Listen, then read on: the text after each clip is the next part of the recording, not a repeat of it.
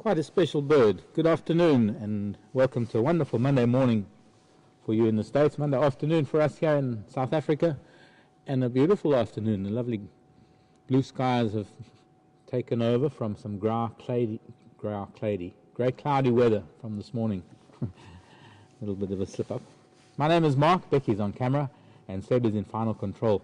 Hope you're going to enjoy the afternoon with us. We're going to head out and see what we can find for you. Live PM Safari. Djuma Game Reserve, South Africa. Let's see if we can find that bird again. It's an interesting bird, and I'm not going to give you its name because while we're driving, I'm going to hope that maybe you can tell me what you think it is. If any of your birders out there. It's gone to the top right of that marula tree now. It's a little bit far. We had it very close by.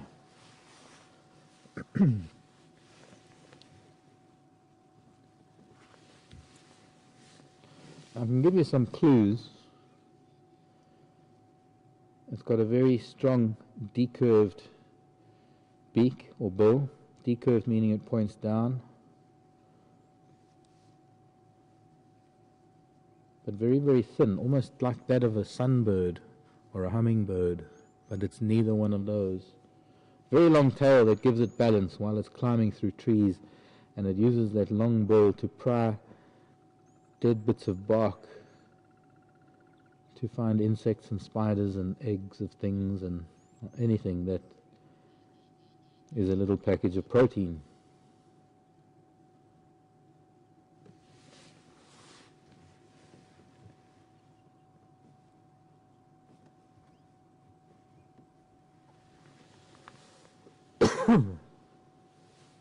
I'm getting in the vehicle, so I was going to shake the picture.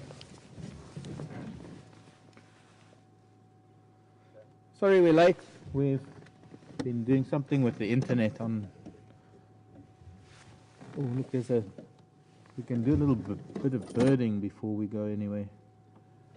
Can you... Oh, it's gone now. There was a bush strike. Okay, I guess we're not going to do some birding.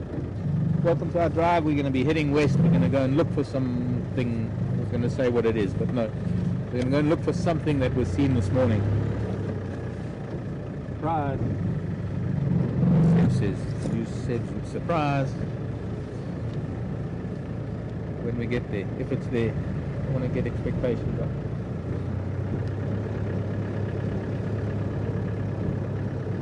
I believe it's a bank holiday in the UK, which means that we might have quite a few people that don't usually watch on a Monday or a Tuesday or a Wednesday. What's that song? Never on a Monday, a Tuesday, a Wednesday, da da da da da. That one. That song. So maybe we can get our UK viewer numbers up this afternoon.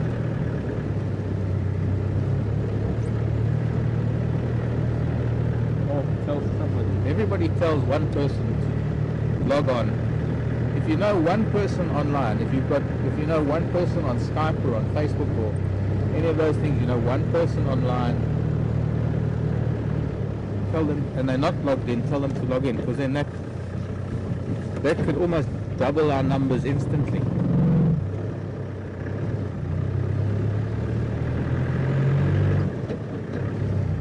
Joanne thinks it's a fork-tailed drongo. No, sorry Joanne, not a fork-tailed drongo. Fork-tailed drongo has got a very short beak. Its upper mandible is longer than the lower mandible, and the tip of the mandible, tip of the beak, curves over the bottom beak almost like a shrike, like a flycatcher, because it's also an insect eater, but it catches moving insects. It catches insects in the air. It doesn't climb around branches. I suppose the best word would be clamber around branches for insects. So the fork-tailed drongo is a very prominent bird between trees, but never in a tree. It sits in a tree, but it doesn't clamber about the branches the way that one did.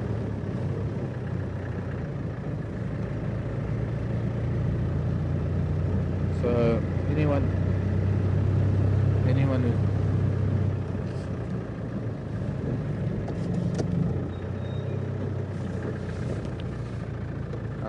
Moira,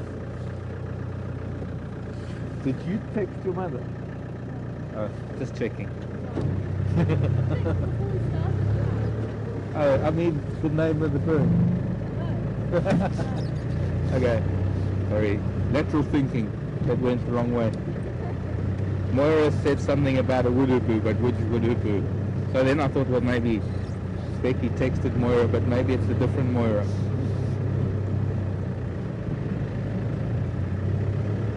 It's not impossible, you know, for me to sit here and ask viewers to say, what's that? And then I've got Becky on the back texting somebody the answer. No, Becky wouldn't do that. Okay, I'm just going to check in with the guys on the radio and see what is happening.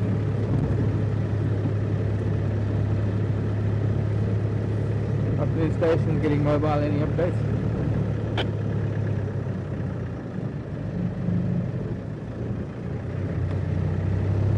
Silence. Thank you, Andrew.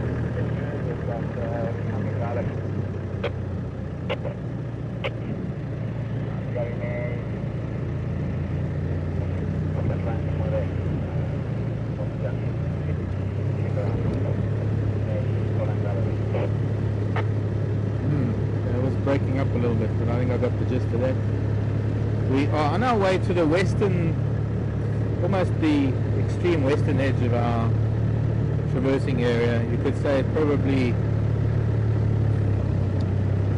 the northwestern corner. And in the southeastern corner there's some interesting things. So we're going to cover some ground this afternoon. We're first going up this way. I'm going to lose you, or you're going to lose me briefly, but I'm hoping it's going to be worth it. We're going to have a little bit of a gap between seeing me driving like this, saying hello, to we're going to just come back and hopefully be with an animal.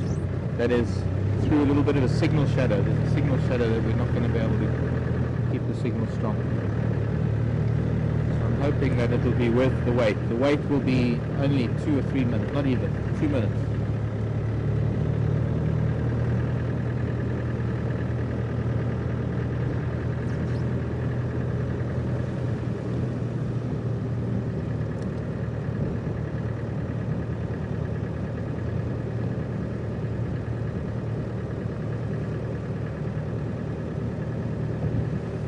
Josie Joe and Mike Wilmot, JJ and Eminem.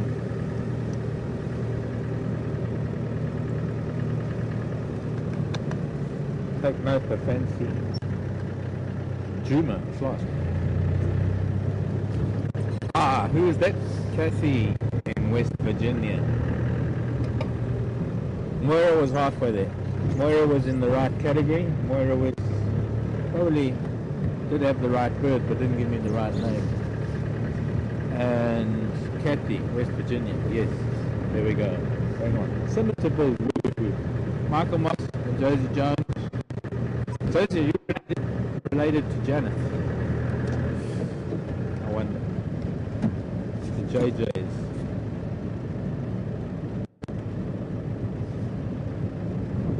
The signal's going to go through. But no, it was a scimitar. It wasn't a red-billed woodupoo. There was no white on its shoulders or its wings, and also it might have looked silhouetted rather than having much definition, but it had very definitely had a dark bill. It was a solitary bird as opposed to the green woodupoo or red-billed woodupoo, and it was a scimitar. I think the scimitar is now just called a scimitar. It's not called a scimitar-billed woodupoo. I think it's just simply scimitar bull.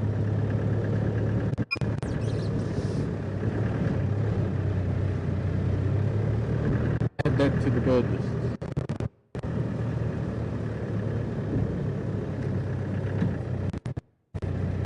Right, also saying common scimitar bull.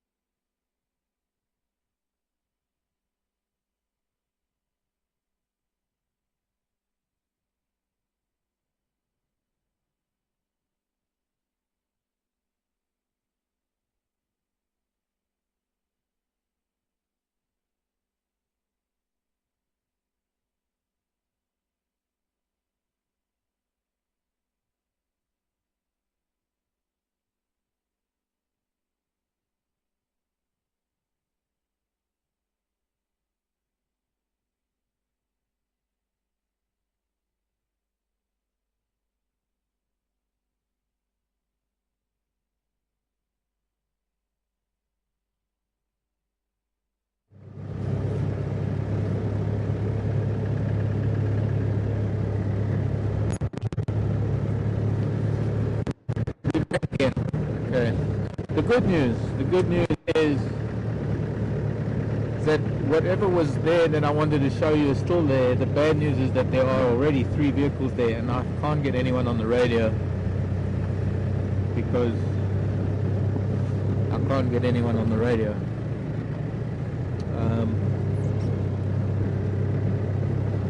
Signal range with the camera is pretty much the same as the range that I have with this handheld.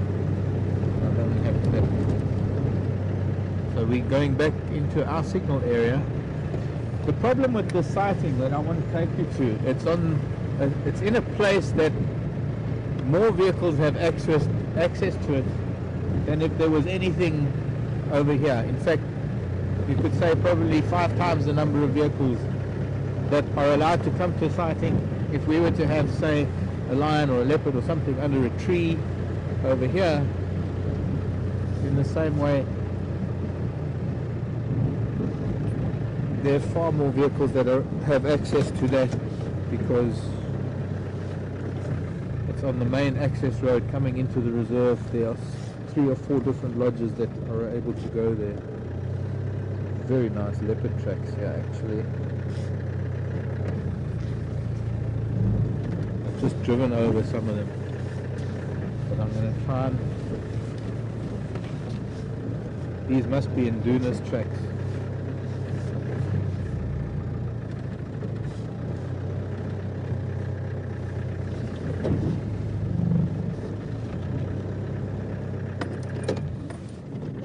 These are the kind of tracks that Tara wants to make her plaster casts, actually. But I'm going to do something.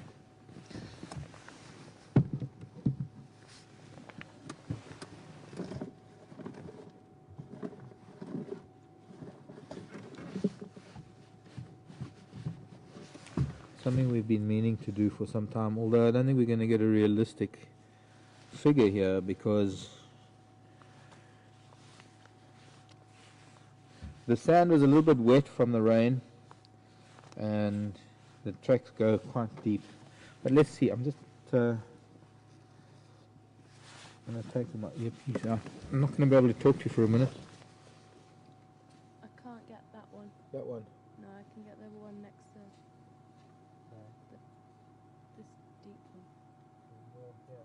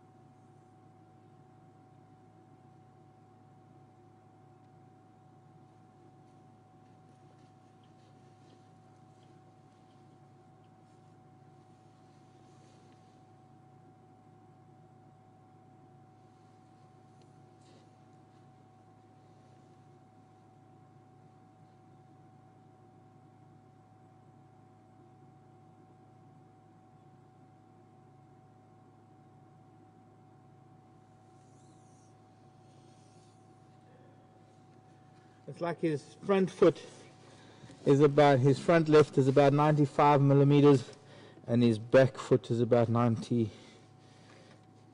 millimeters. So 95 is about 3, 95 is there. Is 3 and I don't know, how many is that? 2, 4, 6, no, half, quarters, eighths. 1, 2. So 3 and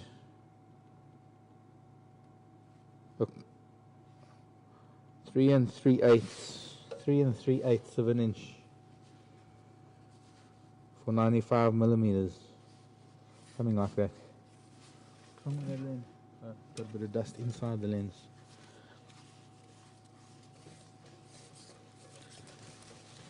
Front left and back left. His back foot's a little bit shorter than his front.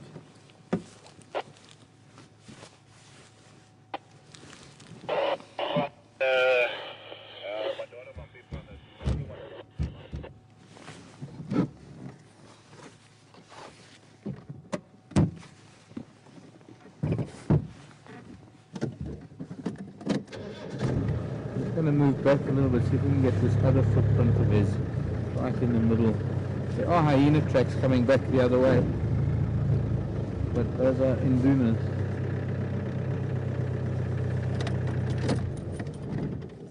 I wouldn't be surprised if he sprayed on this bush. He's been showing a little bit of territorial behavior.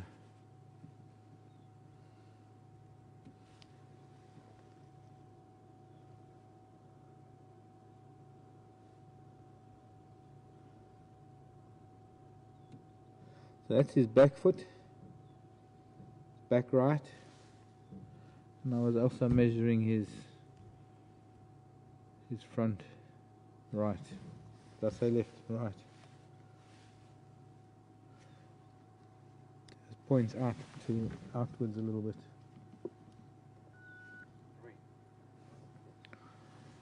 Which station with Ingwe on Triple M?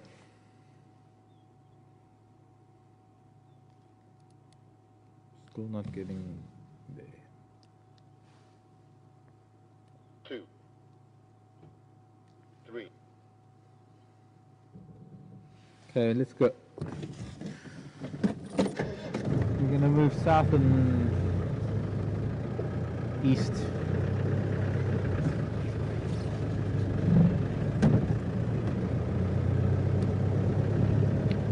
Well, I'm going to tell you what was there, and I'm sorry that we missed it. I'll try and keep in touch with the guys and see if there's a time. If at any point there's going to be a chance to go there, I'll turn around and we'll come back. We'll go. We might even take the easiest route to get there. Go through a bad signal area, just hunker down and get there as quick as we can. But there was a very interesting sighting this morning. Karula, the cub, Karula and both of the cubs, right up near the gate. They had an impala kill in a tree. I don't know who had the kill in the tree and who came along next, but Induna was there as well. So there was an incredible interaction between two sets of two litters of her children. I don't know if it was right to say 3 generations, but I did mention 3 generations of leopard. 4 leopard and 1 sighting. But the most incredible thing is that there was another sighting of leopard this morning, and some of you might have heard me talking to someone who was in a car, a transfer vehicle on the way to the airport, and they were talking about some leopard sighting that they had seen, and I said, well, it must be this one. And they said, no, it's not this one, it's another one. And I couldn't believe that there could be another sighting. They had multiple leopards on it. And they were seeing this again. I don't think they realized what they saw today. But, oh wait, I've got to put my earpiece in now. In a minute, Sam. Yeah, I don't even know if we live. Shoot, let me get this back in. My umbilical cord to FC. Are we good?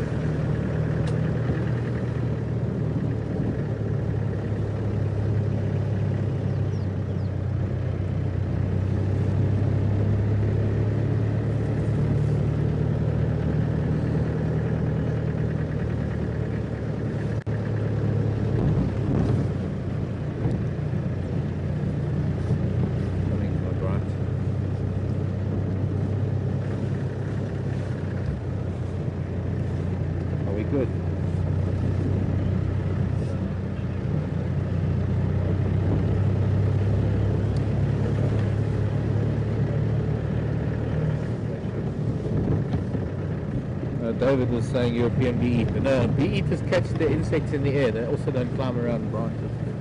But the European bee eaters are not here yet. Anyways, these people had also seen leopard this morning, and I've learned that somewhere on Arathusa or somewhere on another property there was a kill with 5 leopard on it. We had a kill with 4 leopard on it, and somewhere else there was a kill with 5 leopard on it. So some guests that had visited the lodges here saw 9 leopards, 9 different cats. Hey, we sometimes don't see that many lion in one sighting. They saw 9 different leopard in 2 sightings in one morning. I don't think there's anywhere in the world that you could, well, Africa, because it can't be anywhere else in the world. It has to be Africa. There's nowhere else in Africa that you'll have that opportunity. And it's because of the leopard populations here in the Sabi Sand. That's why we do see more leopard than lion, and that they're so accustomed to the vehicles that they allow the vehicles to watch them, and they ignore them to a large extent. They carry on with their own lives, hunting and killing and raising cubs and mating, occasionally snarling at the vehicles if they get too close, but generally they don't really care much about our presence. Different if they see us on foot. Now that was Ntima, and evidently Ntima has got 2 brand new cubs, and her 2 previous cubs were with her, so that made 5 leopard on that sighting. This sighting was Karula and her 2 children, her new cubs, and her male cub from one of her cubs, one of the boys from her previous litter.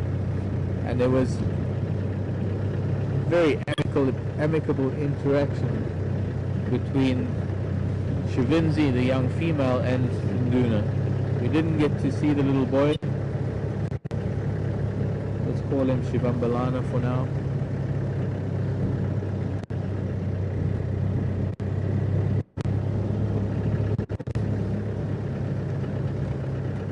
Maybe it'll stick.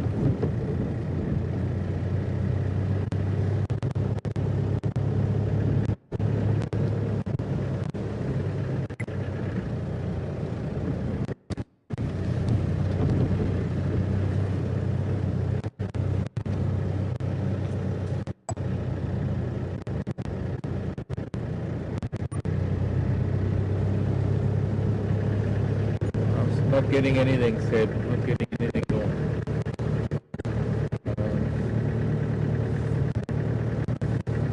It's like you just clicking on the mic.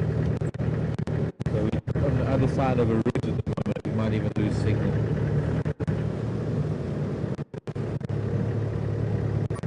Anyone copy me? Oh, wrong channel. Anyone copy me?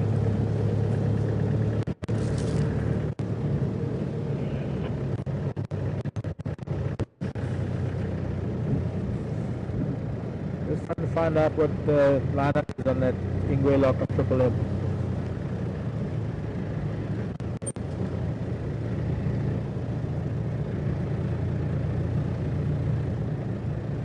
Nothing. Okay,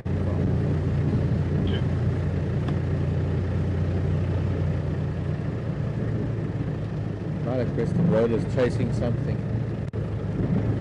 Lilac Crested Road, it seemed like it was trying to catch something in the grass.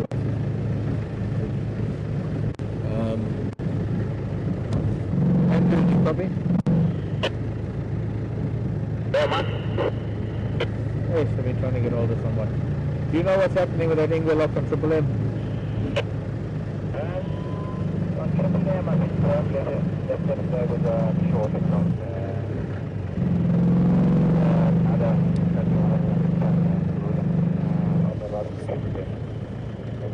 yesterday I was going there, but then I was taking the traffic on another exit. That threshold, so I wasn't going to reach that side quite quickly. So yeah, you can check the one and the other street you nearby there. Yeah, I've just come past there. There are 3 vehicles there, but none of them are Juma vehicles, and I can't get anybody on channel 3. Okay, so then maybe they might have on channel 15 there, channel 15 on the western channel. And I'll see if I can get rid of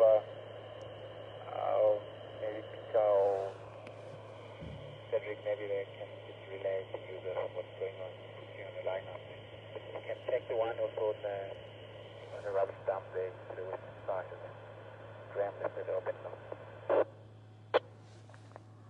What, confirm another Ingwe on that side? Was another Ingwe on the rubber stamp there. On the rubbish dump. So we led to the western side, you just said we're flying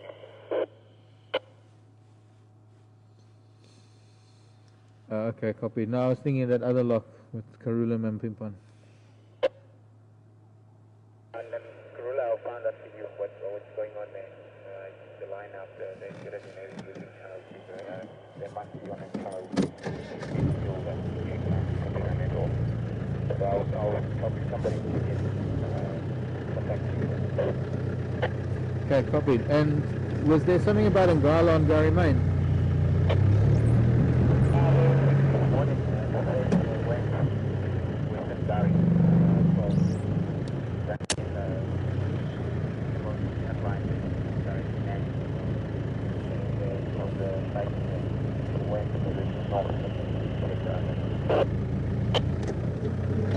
Okay, copied.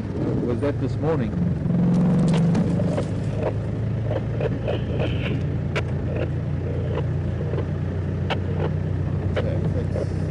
You know, sometimes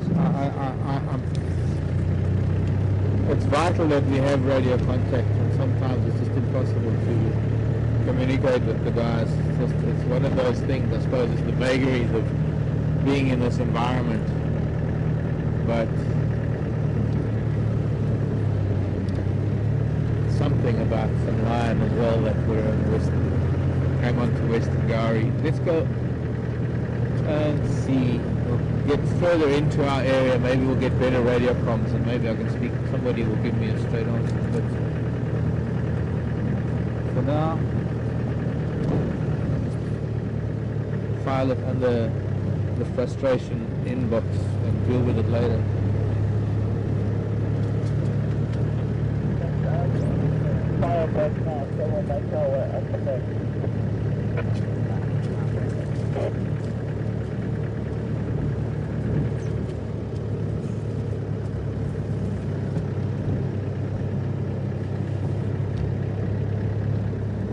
Copy you 5-5, Sid.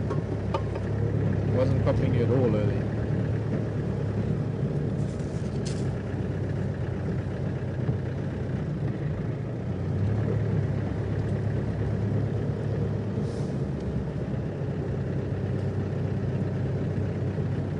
Joanne, well, I know.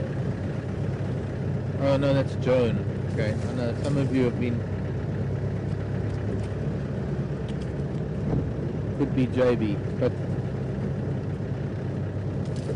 please excuse us in not pronouncing your name, pronouncing names properly.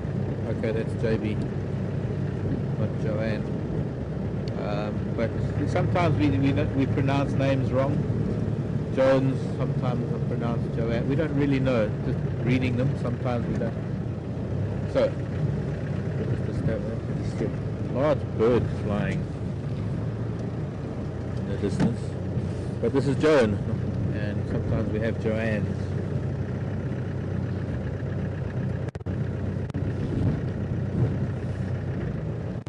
Joan, we've just been to that tree, we've just been up there. Thank you for the suggestion. That's what I've just been talking about. I wanted to try and surprise some of the viewers who might have been on PM Safari that weren't on AM Safari in going to those leopards. But unfortunately, as I was saying, it is on an access road where there are multiple, well, many different lodges have access to it. 3 times more vehicles that traverse this area of Juma have access to that, and we can't. I don't have radio communications. I can't just barge in there. There are already 3 vehicles there, and without communicating with the guys that are there and learning about who's in charge of that sighting and who's rotating the vehicles in that sighting, because there'll obviously be a lot of vehicles going there. We're just going to have to be in an area where I can be in radio contact with them and find out what's going on. So I can't go there. We tried to go there. I got to within 100 yards and I could see 3 vehicles there. I thought there might not be anyone there, but unfortunately there was. So we're going elsewhere. We're going to go and look for something else. Thought I'd see that big bird that was flying. Looked like it could have been a batelier. Just want to point out that we've got lovely blue skies, maybe tiny little puffs of cloud here and there, but our new moon rain is over. We've got clear skies now, probably for the next few weeks. Till new moon, till full moon, 2 weeks. Okay, we're going to carry on south.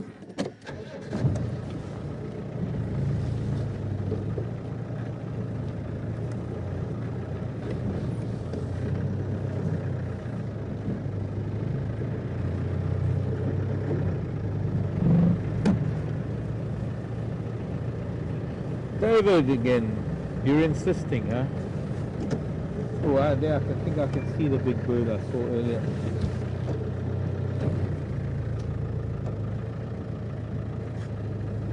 Can you see it, Becky? And we can also look at that knobthorn in bloom afterwards. David is insisting it's a European bee-eater. No, David.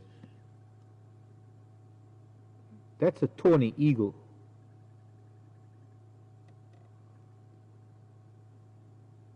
And there's impala directly behind it. Can you see the impala behind it? Way across. Yeah. On the other side, there's an impala in the distance. For me, it's almost directly behind the eagle. For you too. Yeah, about 11 foot. Is that the closest we can get? Yeah.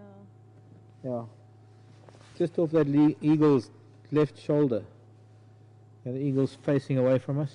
Although its head's turned this way sometimes. One of our biggest eagles. I think it's a tawny.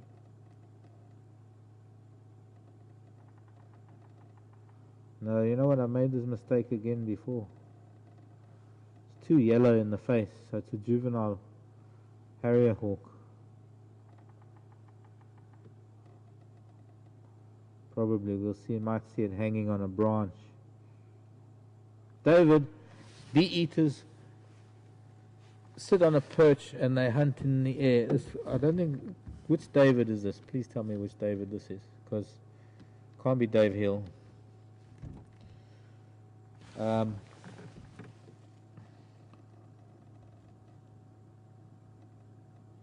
Bee eaters don't scramble around branches. They can't. They physically can't. They don't have the claws for it. They don't have, and they do have the decurved beak, yes. Not as long as the scimitar. They don't have the long, broad tail that the scimitar has. You'll notice that had a long, broad tail. And they're much more colorful. And they hawk insects in mid-air. They catch insects in the air like a drongo. They don't clamber about. But hey, David, I'm open to discussions and arguments and just be warmed.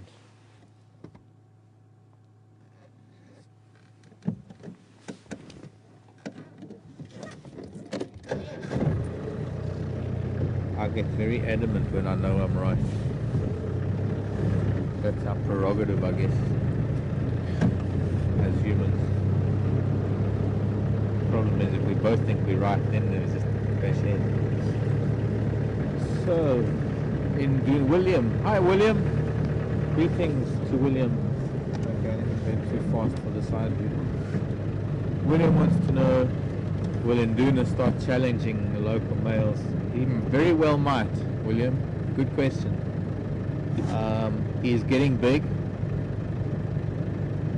We'll try and get some of the clips up from today. We'll try and edit some of them, especially that moment when she climbed up that termite mound and went nose to nose with Induna.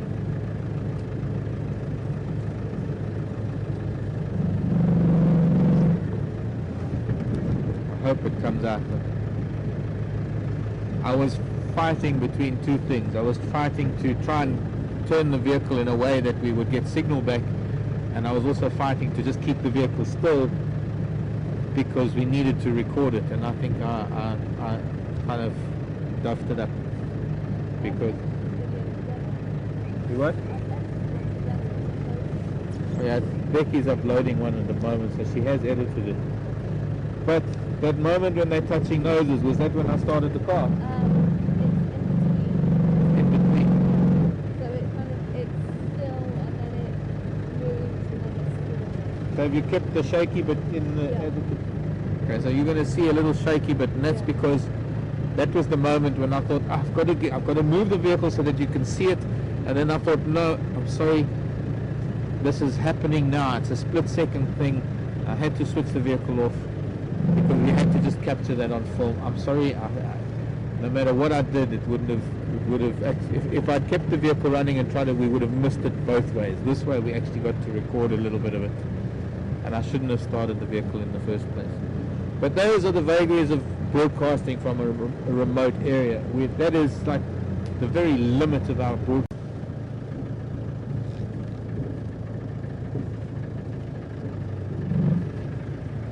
So is there some way to confirm with Karen or someone on Skype whether we broadcast?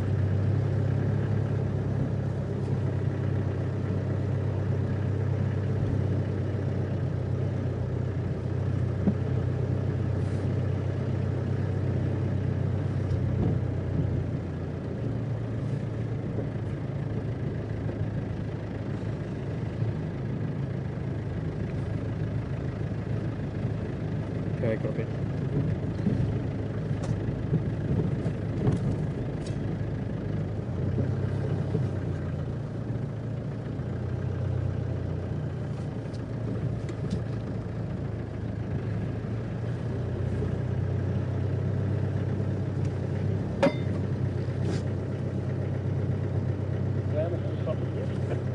Yeah, two guys can issue speed down drivers. No, just pull out the bus. Okay, so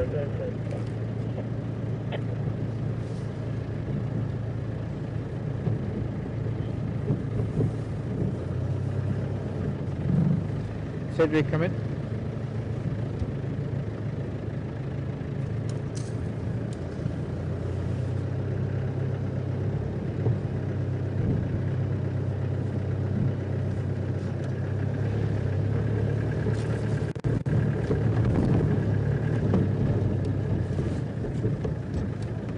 Good afternoon. Fine, and you? Good. Very struggling, eh? I don't know. Today it's just not. I couldn't copy Cedric last time. It's not. Last That's not. time he was saying he's so far away, so he can't communicate to the west. Okay.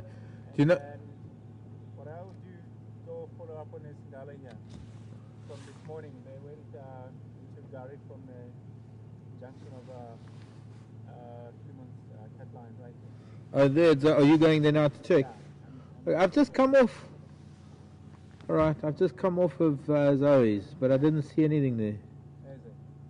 But I came round via Treehouse. Okay, but they say they're just from there.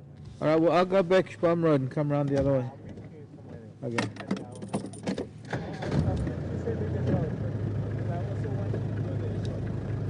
Okay. Okay. I think we're back.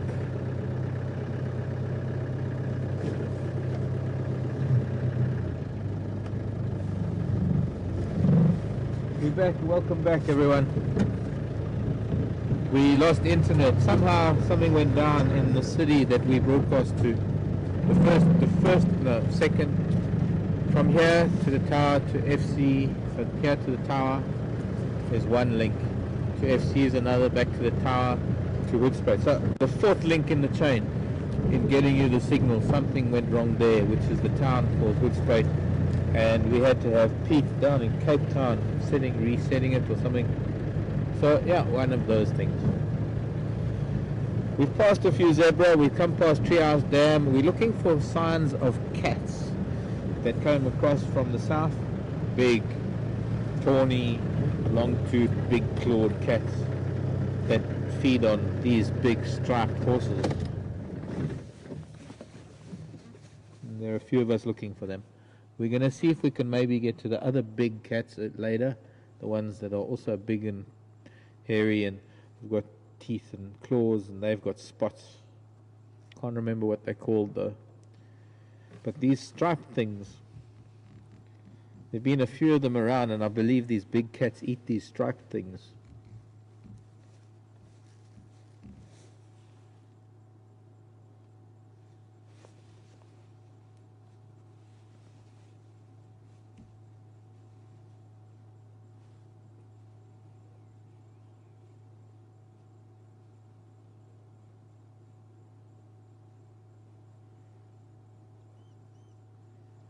I'm sorry we lost you.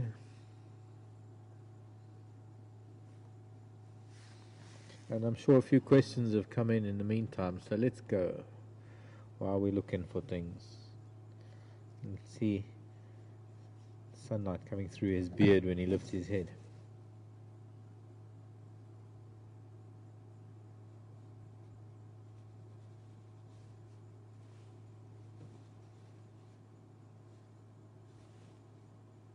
Yeah.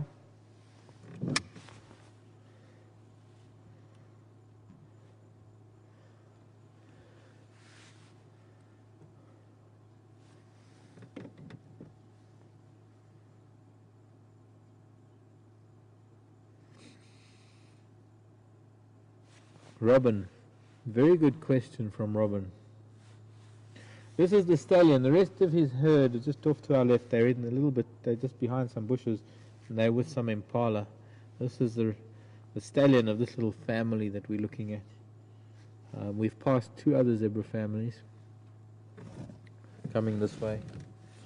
And maybe what I can do, if I go a little bit forward, we'll get to see some of his mares in the background. He seems to be quite relaxed with us. And I'm starting to move. Ears go back a little bit. It shows he's a little bit unhappy with me. He's listening to what I'm going to be doing, and he's making his way up to his mares to be the stallion that he is. He's the man. He's the protector. And that's what he thinks of me. But a very interesting question from Robin. Sorry.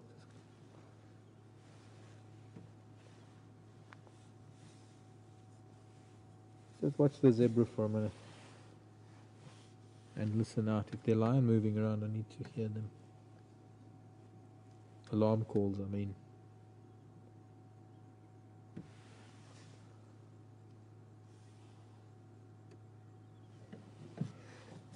But on the subject of leopard hunting warthog, Robin was asking, do the leopard go for the neck of the warthog, or rather avoid the neck of the warthog and go for another part of the body to try and avoid the tusks? And it's kind of a... I wouldn't say that they do, Robin. I wouldn't say yes to that question. I'd say that no, they still got to go for the neck. They still got to go for the death bite, throttling bite, get to the esophagus, close off the air supply and throttle the animal. But when it comes to adult warthog, it takes a professional warthog killer to be able to get to the warthog, because it's not every leopard that is able to tackle a very large warthog. It's one thing to take a piglet or a young female or even a young boar, and to a large extent that makes up the bulk of warthogs killed by leopard. And there are very, very few leopards that can actually kill the likes of a large warthog boar or a sow. A warthog that has been through a few leopard attacks in its lifetime. And they generally tend to be large male leopards, only very big male leopards that are actually able to take down a big male warthog, because over time they've learned how to do it. They've learned that the soft spot, it's like leopards have to learn how to take down porcupine. Not every leopard will take a porcupine. All leopards love to eat a porcupine because they're really tasty, I believe, so my leopard friends have told me, but it's not every leopard that can catch one.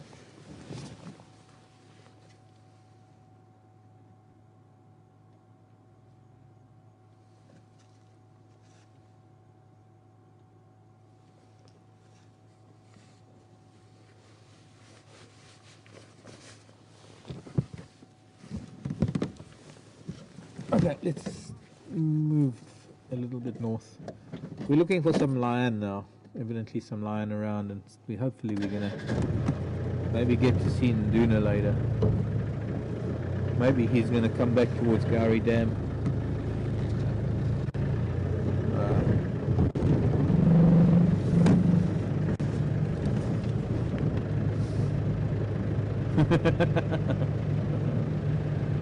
David, we're still on the bird. Okay, good. I like somebody who challenges me. Could it be the Gurney's sugar bird? No, no, no sugar birds anywhere within 1,000 miles of us. In fact, might be 800 miles.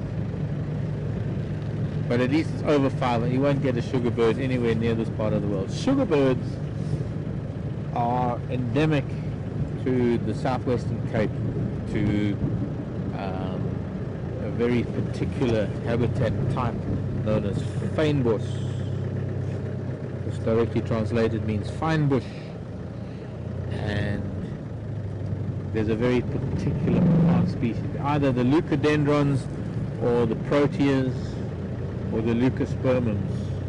Those, I think, the flowers of the leucodendrons, the leucospermums, and the proteas make up the bulk of the. Maybe there's nectar and things in those flowers that the sugar birds eat, and it'll be easier to see a polar bear here than to see a sugar bird. No, it wouldn't really. Sugar bird could get blown here in a storm. It has to be a pretty hefty storm to blow a polar bear this way. Okay, so that was a bit extreme, but I think you know what I mean. You can't get a sugar bird here.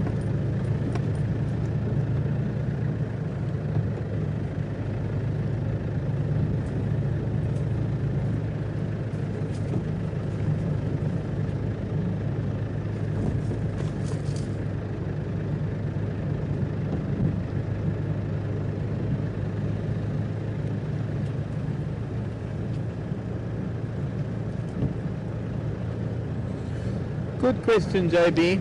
This morning when we eventually managed to get to those leopard, there was no one there. There was absolutely no one there. It was close to 9:30.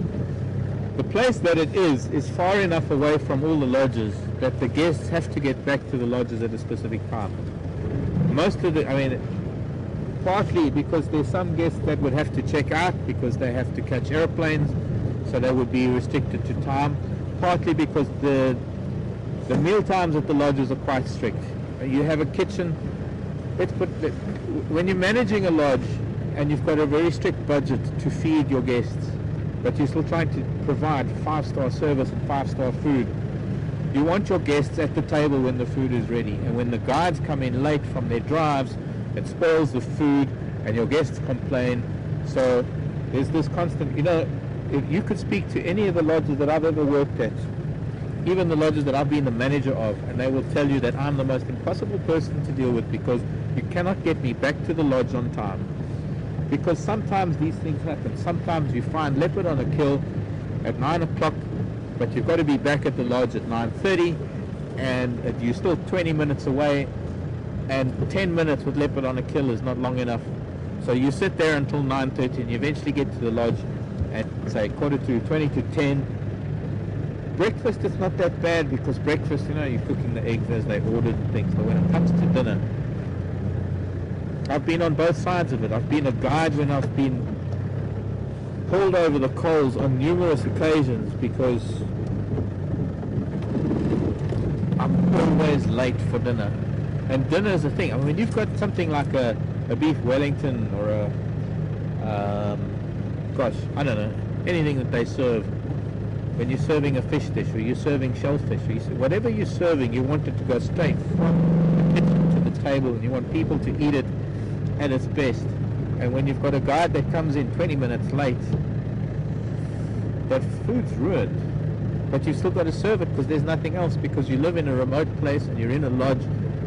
I know I'm going a long way around to answer a question, but the question was all about how was it so easy to go and see those leopard this morning, and why is it so difficult now?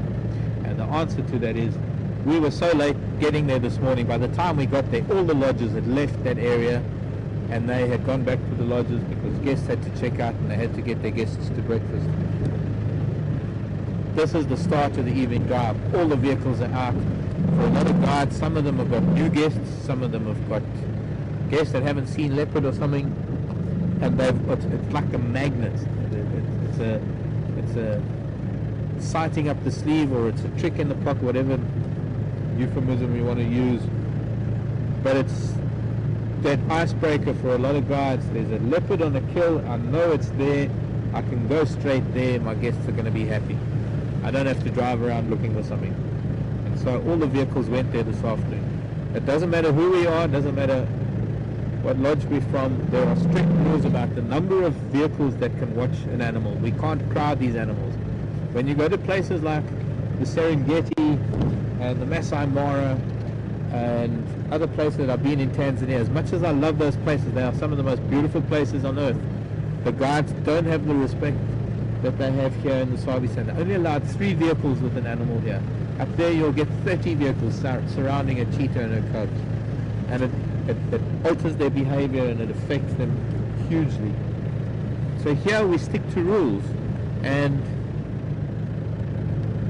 normally we only have to deal with the vehicles that traverse the same area that we do. Those leopard have been in a common area where all the anybody can go there. Any of the vehicles from any of the lodges, because it's on the main access road. And so instead of only, say, 2 lodges driving here on Juma that we have to share the area with, we're now dealing with maybe 6 or 7 lodges plus private landowners that also want to view it. Which means that when there are only 3 vehicles allowed in the sighting, there's what we call a lineup. And in between waiting to go and view those leopards, the best thing is to just go and drive somewhere else and go and either find your own leopard or go and find something else. But you don't want to go and park there with your guests for 20 minutes waiting for your turn to view them. And some of the younger guides do that. Some of the younger guides don't know very much, they don't know much better. So all they do is they follow sighting to sighting, and they'll sort of park on the road and wait until it's their turn to see something.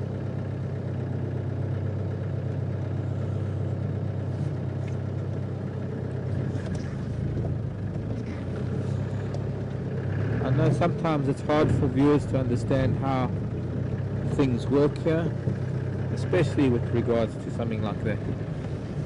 But it's not so much that there are rules, and here they are. Thanks, Becky. We drove past them earlier. I'm so busy talking to you. Andrew?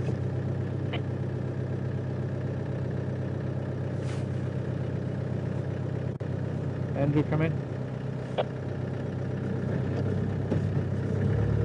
Well done, Becky. Andrew!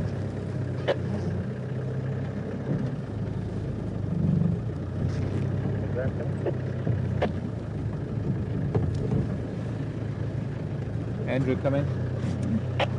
How's it going there, man? Oh, yeah, come in.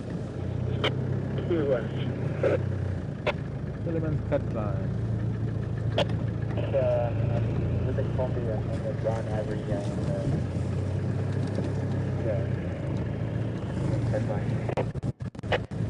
Yeah, copy. We can swap in a few minutes. I was trying to get to the west of them, but there they are. How wonderful. Looks like could be 1, 2, 3, 4. 1, 2, 3, 4, 5. Tsalalas. Tsalala. 5 Angala, Suleiman's cut line. that's right. I'm trying to get a good view here because they're sleeping. This is something we're gonna. I believe you found them, but I spoke to Surprise from Kitwat, so he said he saw them crossing onto Solomon's cut line. Because the sun's not too harsh, we can sit here and view them. See, this is what I'm talking about. We don't have to go and sit and wait to view a leopard in it. We'll find the leopard tomorrow. His name's Induna. He'll be coming back this way. These girls are waking up. It's time to sit with some lion. That's why you come to Africa. That's why you come and join us on safari, to see the big cats. These are the biggest of the cats that Africa has to offer. Nice one, Becky.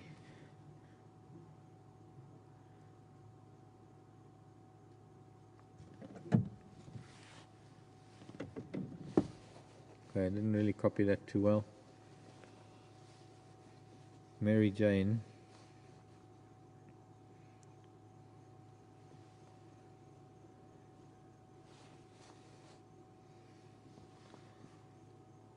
Mary Jane wants to know if leopard are friendly with their cubs like Karula is with her cubs.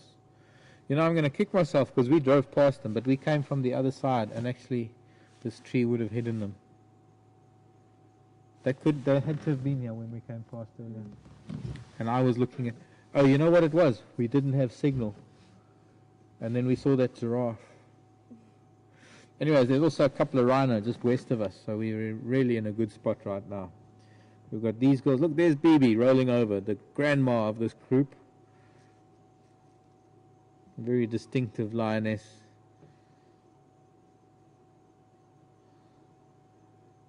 Because she's got no tail.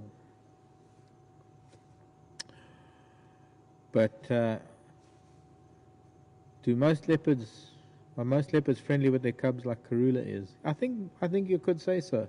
I think it depends on a lot of things, you know. I think it depends on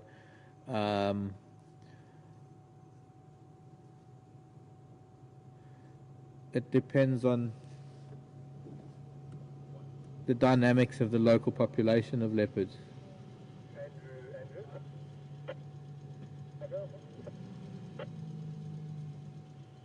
Sorry, Andrew. I'll probably have to speak to Graham. I'll get hold of him now. But if all your movers have gone through that Tsalala lock, Zungala, we'd like to Tsalala if possible. Yeah, we follow the store. Just ask Graham if the deputy is there.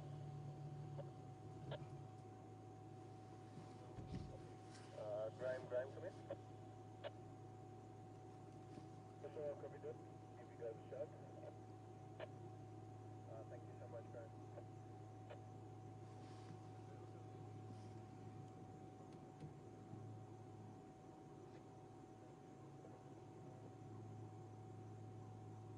Terry, the bird, right in the beginning, the bird in the beginning maybe.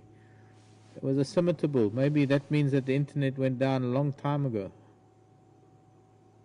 Gee, that means the internet's been down a long time. If nobody got the name of the bird or the people that did name it.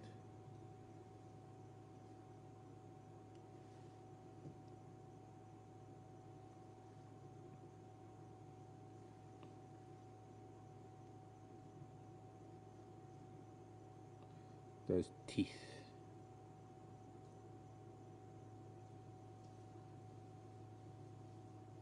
What we're witnessing now is very important in lion society, is what we call, well, just grooming, allo grooming, grooming each other. And most notably, the shoulders and the back of the neck area. It's one of those areas where an individual can't reach themselves. So to have another lioness groom you in that area of your body is very important, because that's an area where things like ticks and things can develop.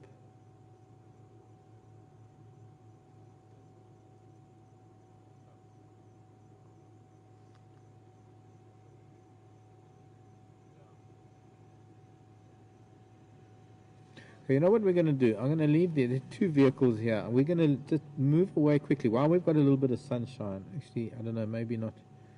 It's such beautiful light, this late afternoon golden light on golden cats. But there are a couple of rhino just west of us. And be nice to maybe just see those rhino before dark, and then we'll come back and we'll maybe try and stay with these cats until it gets dark, even going into night, because they're going to get up. They're looking pretty healthy. They're not looking too full, but they're going to get up. They're starting to groom each other. They're starting to yawn and stretch and toilet, which means that they're going to be getting ready to move soon, and which means that I'd like to be here to follow them. And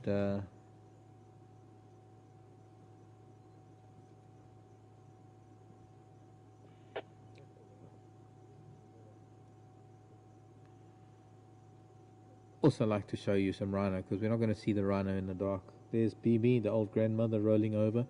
These other four are her granddaughters.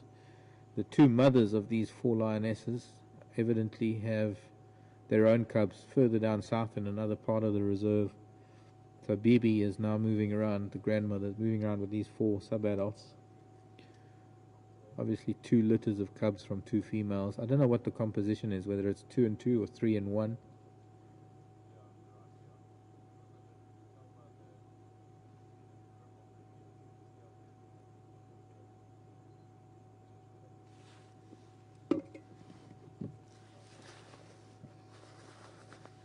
Hello Kashmira, nice to hear from you. Asking if the tail of the lion is as important as it is for the leopard in terms of communication. Look at that, trying to get to the ticks just like your domestic animals are going to do. Very important, Kashmira, especially in communication, not so much in other things. You know, the leopard's tail helps it with balance when it's climbing, and if you look at the shape of the lion's tail, it's completely different. But the very fact that the lion's tail has that black tip to it is a very good indicator that it is a very important communicative tool in terms of body language and being able to convey moods and signals and things like that. So yes, same as their ears. In fact, very much the same as your domestic cat at home. Their signals are very, very similar. But that's the sharp canines of a young lioness. There's BB yawning. Oh, you missed her. I was going to show you how. Becky doesn't know where to point the camera, of course. Things are happening. But if we get to see BB yawning, you'll see how old and worn her canine teeth are. She's the one at the back right there, just scratching her ear now. Getting up.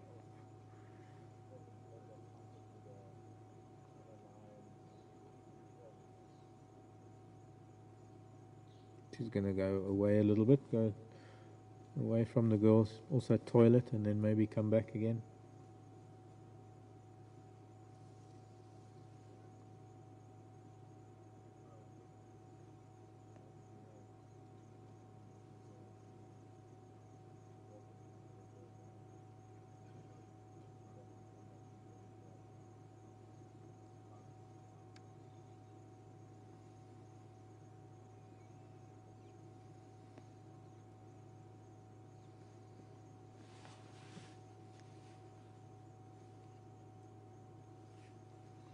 Ellen or Elaine.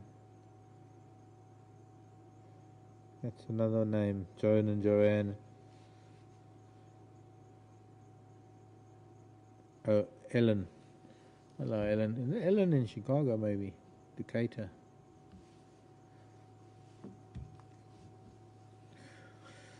Have we ever been in a situation where an animal jumps into the vehicle? No, Ellen, doesn't happen. Not that I know of.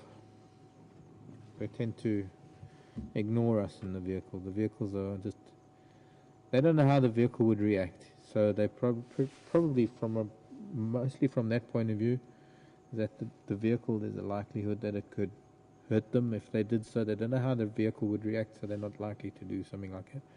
It's not a danger to them. They know it's not food.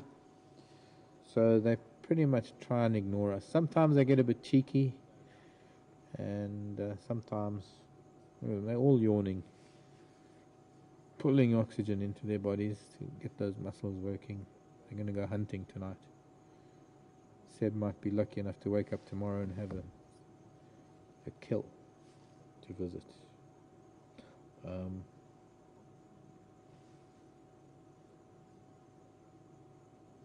Here comes the old girl. Let's watch her until she yawns. You'll see how worn her canines are. You'll see how much a lioness's teeth wears over years. I don't know, I can't remember how old she is. She's quite an old girl. But we're not going to see her yawn now. Okay, so just before sunset, we're just going to go and quickly see if we can see those rhino before it gets dark. We'll come back to them.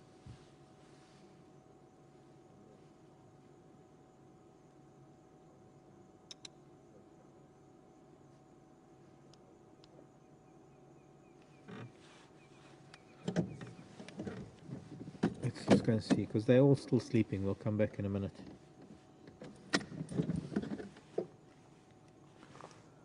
Andrew, can't be visible down there. I was going from that avenue. Okay. Yeah, I'm going to come back. I just want to go see Nkombi. Alright, just check the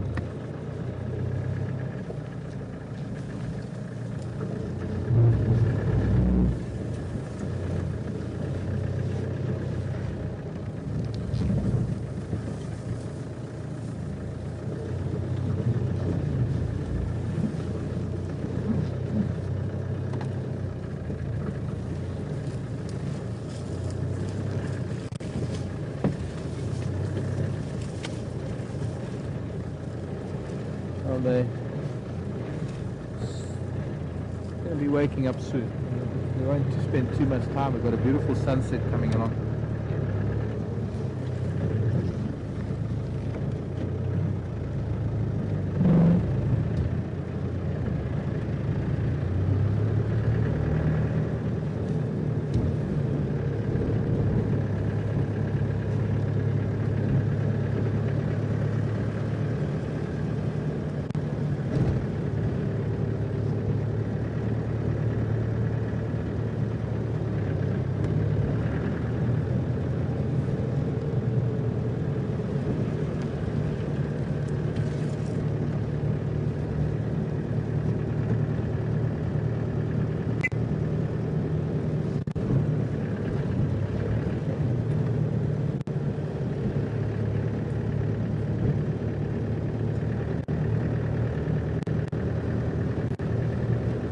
So there's the brown ivory heading south. Might have crossed Gary Main already.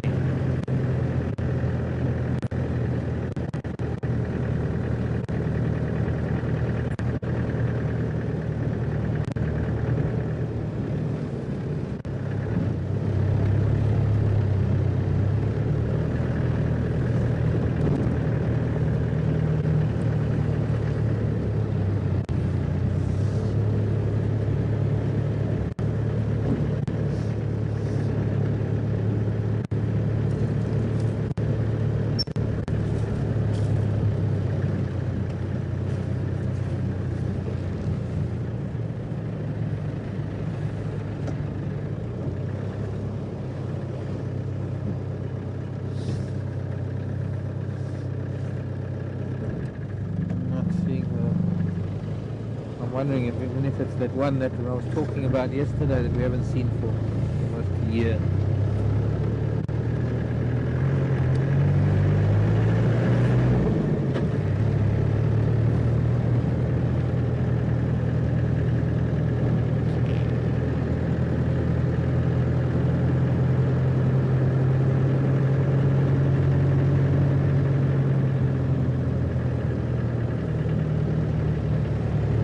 Might have left it too long. If she was heading south, the southern boundary is so close. Might have crossed already.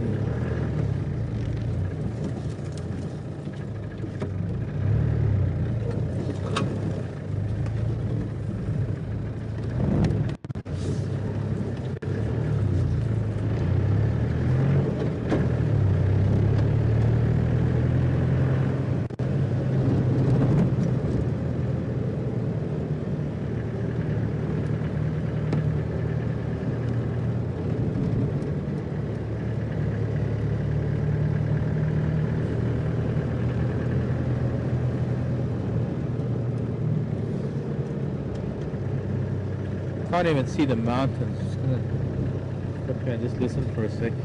Might hear oxpeckers. And just look at that sunset. It's not quite sunset, but it's very hazy in the west.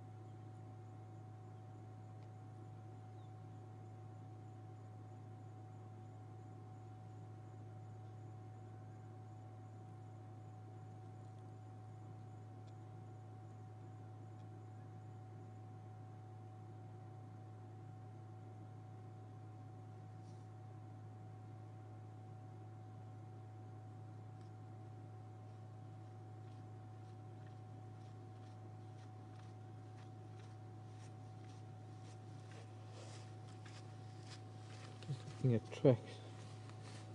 The lion tracks here, but the rhino maybe a little bit further south, or a little bit further to the west. If we don't see them, we're going to go and sit with those lions. If we can.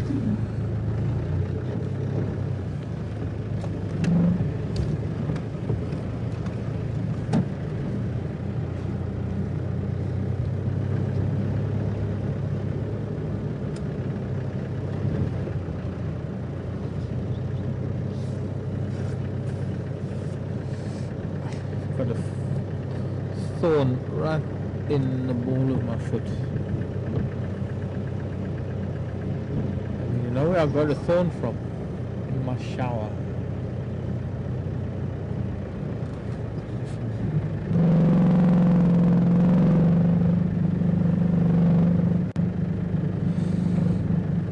Tracks, I can smell something here. Oh, let's come this way.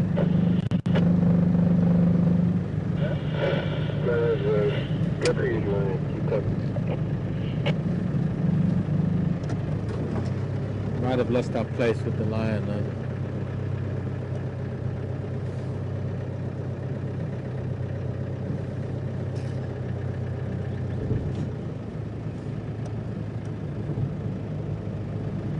Okay, no sign of rhino.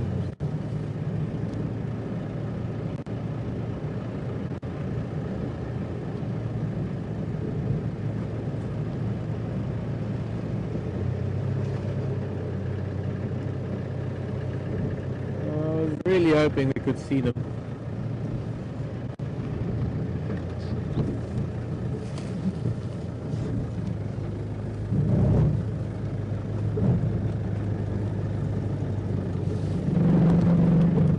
Sandra! Yes indeed. I'm sorry.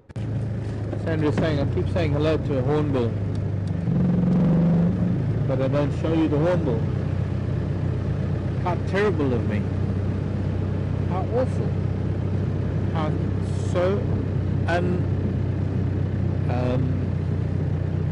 what's the word? Uncouth.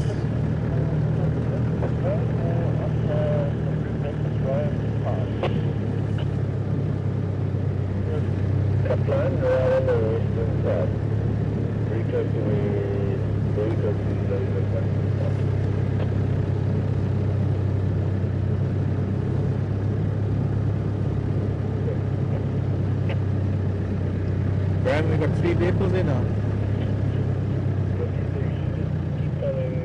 Peter.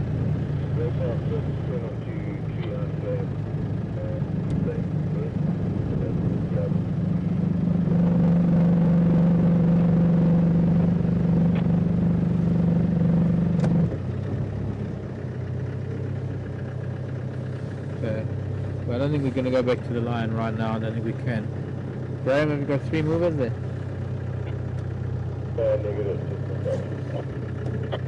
Can I rejoin?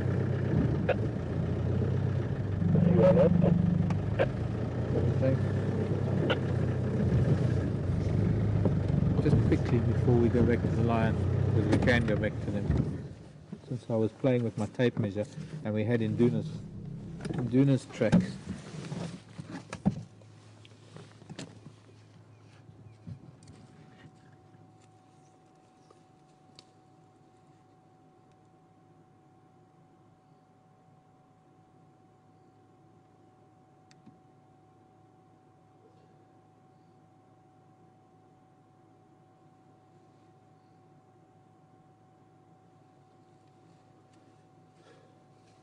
Lion track, that is a young male.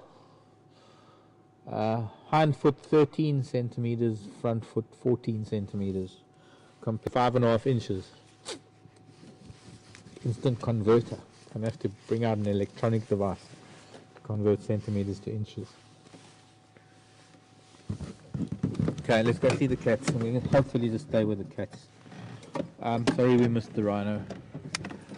We came past here earlier. In fact, we weren't even live with you. waiting to know whether we were live again, and I was rambling on about all sorts of random stuff when we came off the Zoe's Road and ended up at Philemon's Cut Line. Missed. I didn't even see the rhino, and I didn't even see the lion. Question.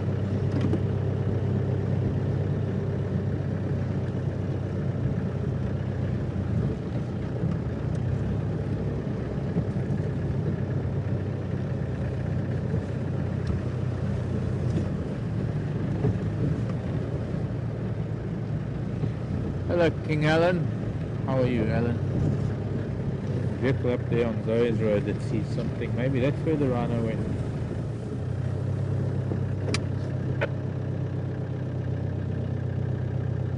Andrew, come in.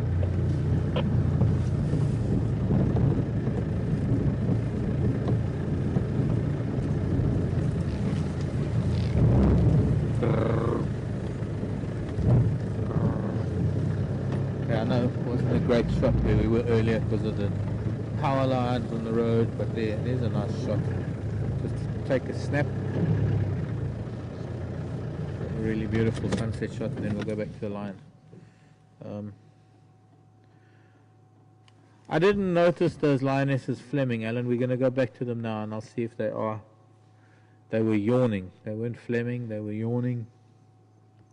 Lionesses will also do the phlegm and grimace to pick up the scent of other cats.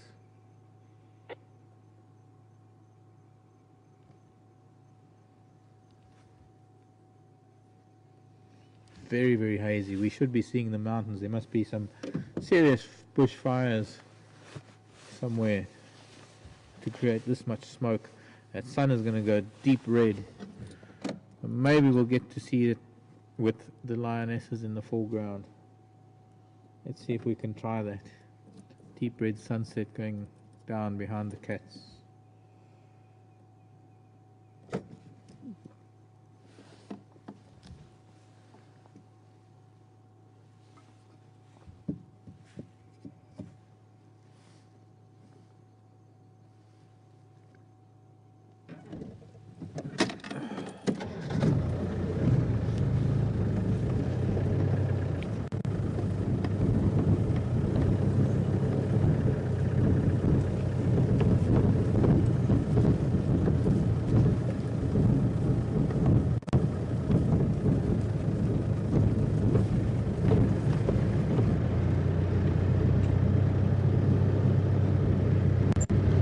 At the beginning of that. Hi, Ellen, Arkansas. Couldn't quite get most of that. Go back to, I'm just going to see, there's something up here on Zoe's Road before we go to those cats.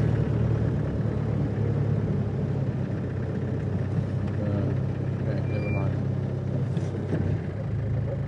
Maybe let's just get back to the cats and see if we can try again. Yeah, sorry, the Tsalala were started down and the boat on. Oh, where? Yeah,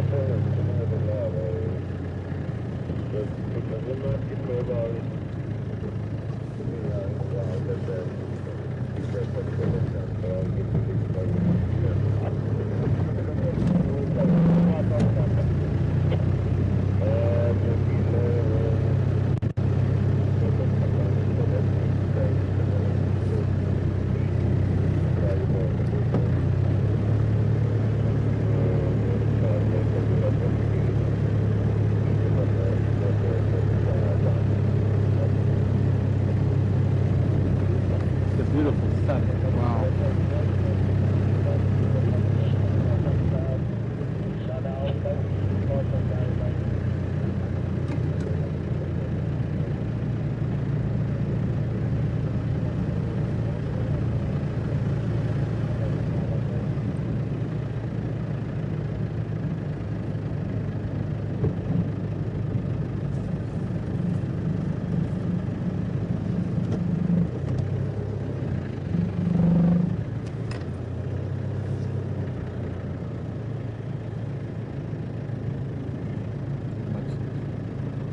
nice way to get in here now.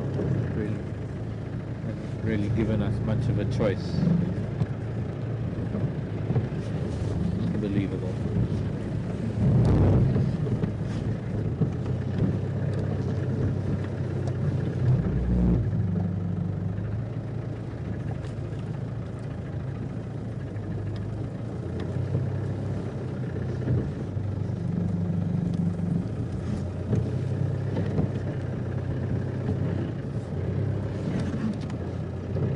We just have to be patient.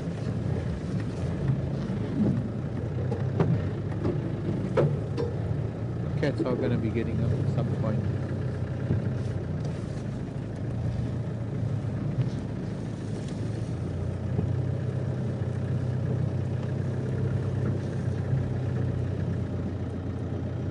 Yeah.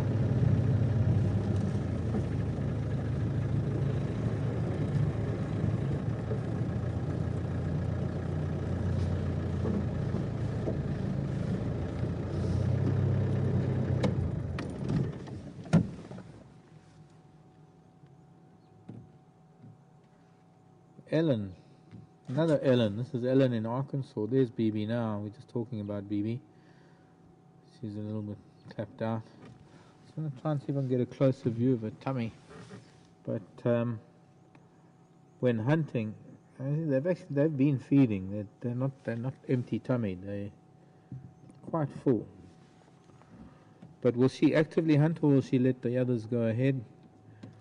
Being the old lady, she would actually be in the front in the hunt. In fact, she would probably still be teaching the kids, these young lionesses. There's quite a strong likelihood that in a hunt situation, she's actually going to take the lead in the hunt, and they're going to take instructions from her. And this is where the back of the ears, the black markings in the back of the ear, and the tip of the tail play such a big role in communication between individuals, because when they're in a hunt situation, each one of them has got to play a specific role in the hunt.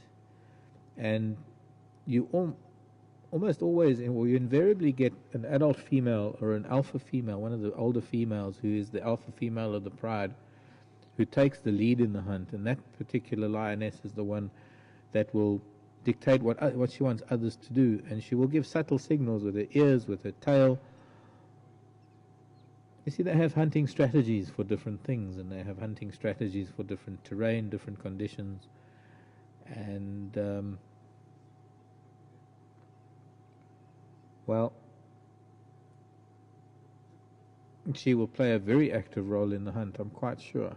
The fact that she's lost her tail might have an influence on her balance in the hunt, but it's not going to have that much of an influence on her ability to, her strength and her ability, if anything, by now, because it happened some time ago. I think it was something like 2005, if I'm not mistaken.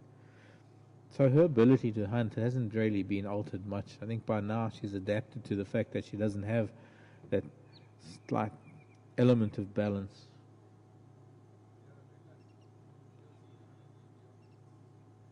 And judging by the health of these 5 cats, and judging by the health of her as an adult, they must be quite a proficient hunters, quite a formidable force, having 5 lionesses.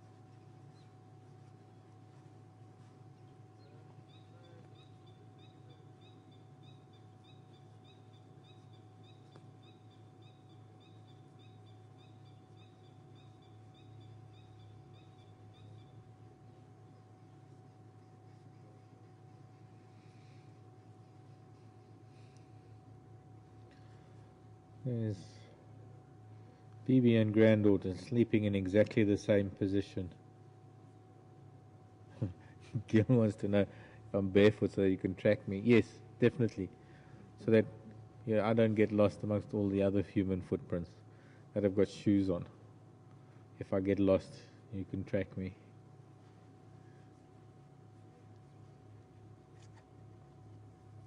Sorry if it offends anybody that I'm barefoot.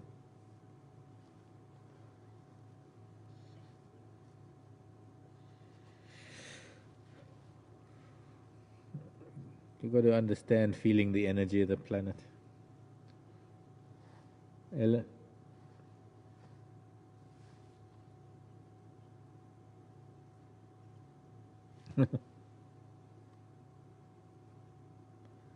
Ellen or Eileen?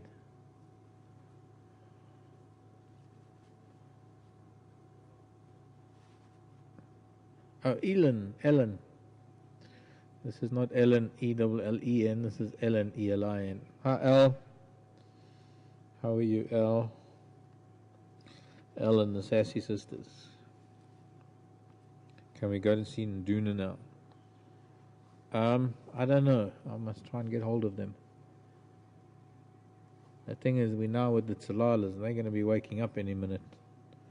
And I want to follow them because there's zebra around us. There are a good few zebra around us. There are buffalo coming onto the property. There are, well, we'll see where they go. But we have the potential to follow these lions on a hunt tonight. It's been a nice warm afternoon, so they're still a little bit sleepy. They've been getting a little bit active, waking up, yawning, stretching, toileting, which means that the next time they decide to wake up, they're not going to have to do too much toileting and stretching. They're going to get up and they're going to start walking. And Bibi's the one. The youngsters get up and they're going to probably move around a bit, but Bibi's the one. When she gets up and she walks, that's when the rest of them are going to know that, okay, it's time to go. And they might well be on the hunt. I might be wrong. I might be completely wrong. Who knows? They might be fed enough that they're going to sleep here till midnight. But we're with a pride of lion. We don't see lion that often. So Induna's going to come back. We'll see him tomorrow. He'll be around, I'm sure. But I can find out, Elle. Let's find out how things are going on the Nduna sighting. It's only him there, by the way. Karul and the cubs have left.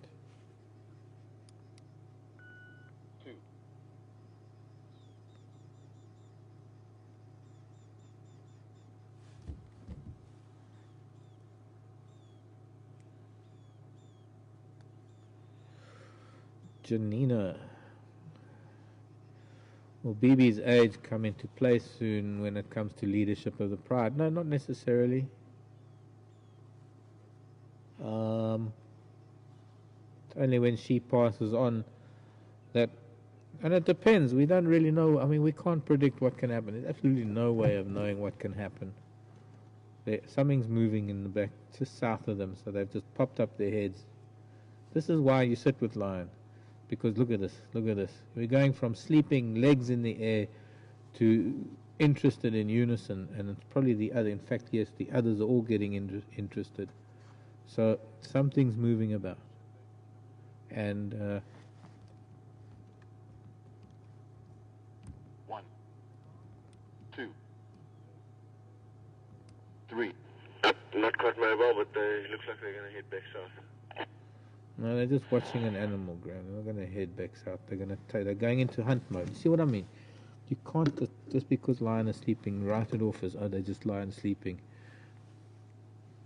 And it wasn't Bibi we were watching. It was just two of the girls that we were watching. Okay, see, we're going into hunt mode. They're all coming over this way. Something was moving in the grasses in the distance to the south, and it's time. That is what cats do. When nothing's happening, they'll wake up and they'll yawn and they'll toilet and everything. So when the time comes for them to be active, they can get up and go and they don't have to pause to pee. I can see Bibi behind the bush willow. She's the fourth. There's a cat going up right up on the top of the termite mound. Let's just move forward.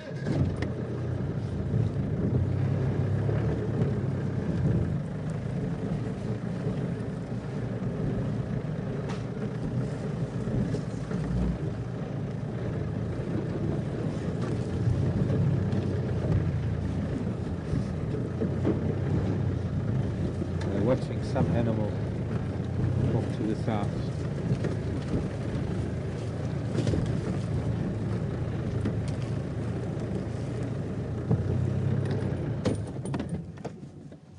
And this is one of the reasons why I don't want to go to Induna right now. Might not be anything that they might have. Did you see what it was, Graham? Huh? Did you see what it was? Rhino. Oh, is it the rhino that we couldn't find? Oh, you just drive that way, you'll find. So they're obviously not going to hunt rhino. But it certainly piqued their interest. That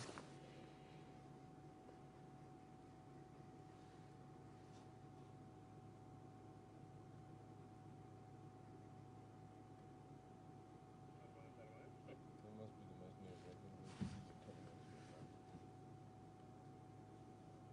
I've been hunted 3 times. It's not fun. Sandy Patch did that. She was stunning.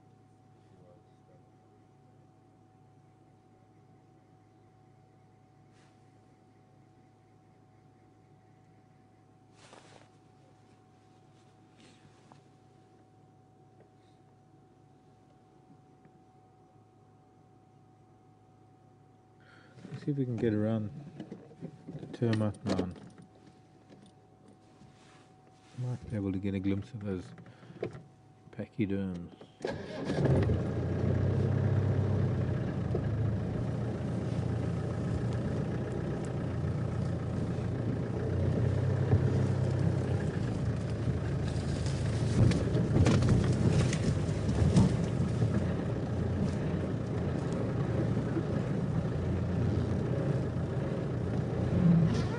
They've all spread out into a attack formation. They're sort of like this strategy that I was talking about. One there, one there, one there, one there, one on the termite mound.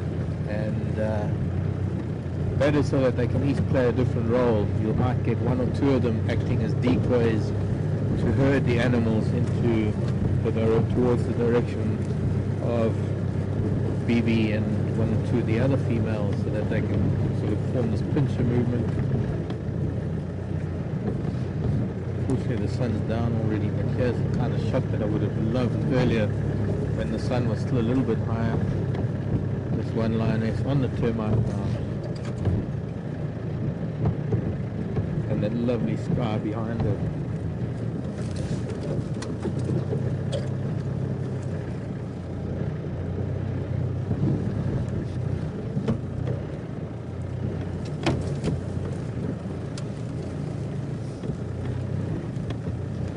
Can't quite see the rhino yet, but they must be close by.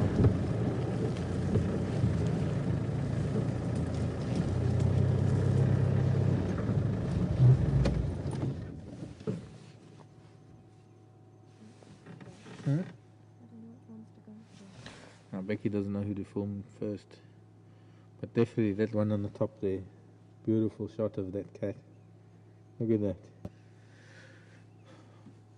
I think some of you forgive me for not trying to get to Induna, especially being in a very bad signal area. We got to make decisions sometimes. Only to the east of those junctions, so if you see fresh and combi tracks on the road there, then you'll be pretty much in line directly south of where these lines are. They're still laying up at the moment, but they are facing south and listening south.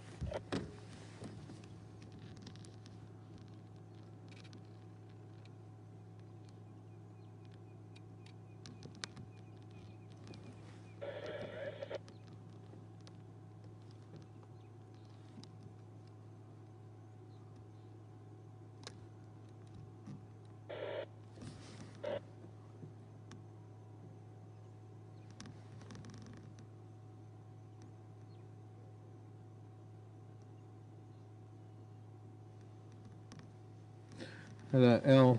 Hi, Elle. Hello, Tara. Tara's in FCE. Welcome home, Tara. I'm not going to get much higher than 30th of a second. Tara is back.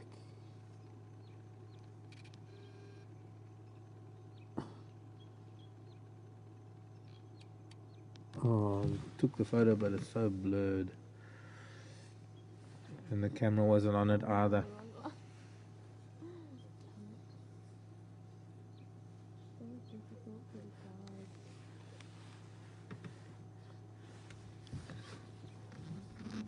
Marjorie questioning whether a cat's tail movement is voluntary or involuntary. A little bit of both, Marjorie, but mostly, mostly a cat knows what its tail's doing, because it's like it's body language. It's how they communicate. So those tails just have. There's a shot. Nice shot.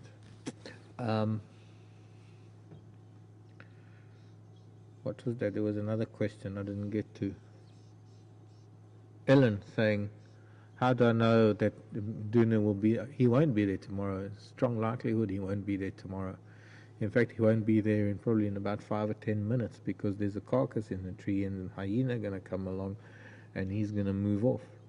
But what I'm saying is that we've got more chance of seeing a leopard, or whether it's Karula and the cubs or Induna tomorrow, than we have of seeing lion, because lion only visit our property really seldomly. But also, I'm just trying to choose. We've got a fantastic afternoon. We've had a day of rain yesterday. We've got viewers that really want to see stuff.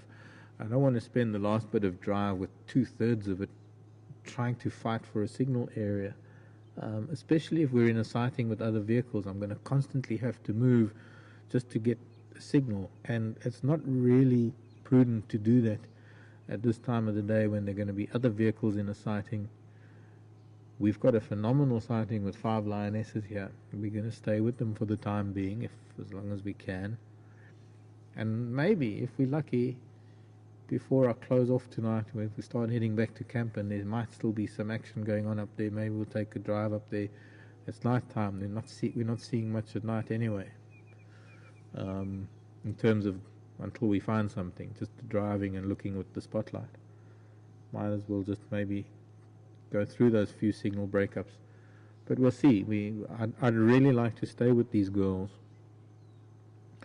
They've got less than 100 yards. If they move south now, there's less than 100 yards and they will be across our boundary. We might not see them for 2 or 3 weeks or 6 months. We don't know. But the leopard that live with they're playing. The leopard that live within this area are a completely different story. This is their territory. They don't really leave this area. And I know, Al, you want to see Induna. I know how much, can imagine how much you want to see him. But I'm calling the shots. And these 5 cats are on the move. 4 of them are. I'm sure this is the little one. In fact, if we get a closer look at her, I'm sure we'll see that she's the one that's got the scar on the thigh, the one that tried to climb the tree and fell out of the tree.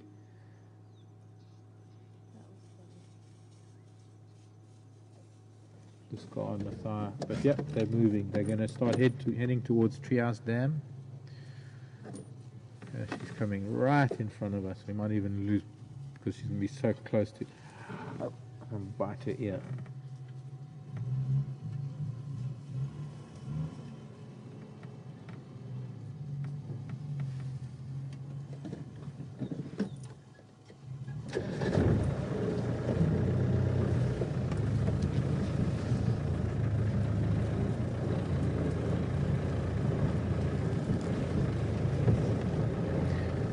Nina wants to know, and they yawn like that, wake up and put oxygen in the bodies. Yes, pretty much. A yawn is a yawn. We're all mammals. Other mammals, all mammals yawn the same way we yawn, or the same reasons that we yawn. A yawn is a yawn.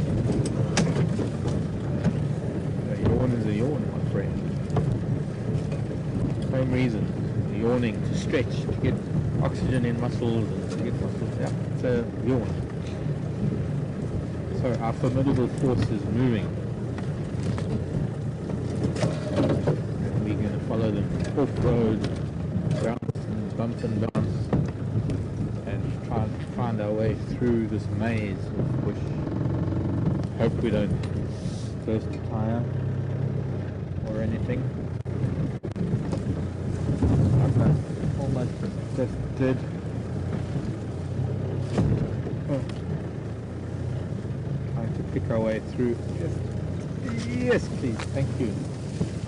Just got the turning circle right there. Another termite hound. Maybe one of them will climb it.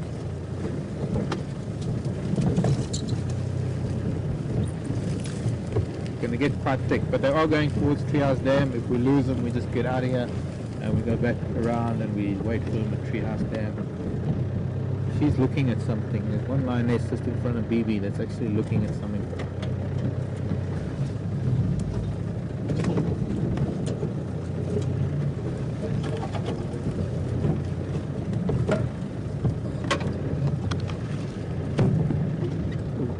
Those noises that I like.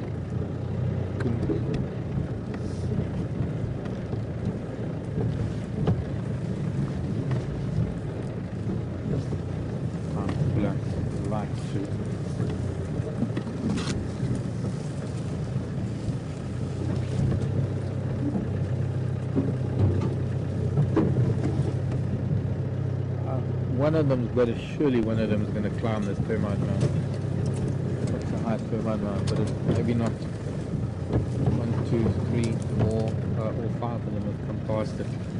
Maybe they're not going to climb the termite mound.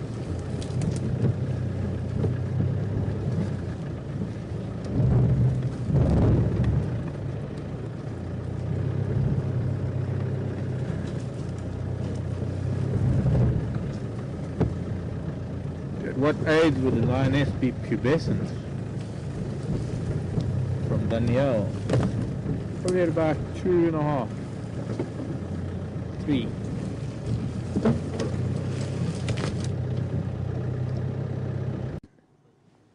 BB is very alert. There might be something up ahead. As I said earlier, there was zebra. We saw a bunch of zebra. I know there's zebra up ahead. Graham, I think there's mango up ahead. 2, 3, 2.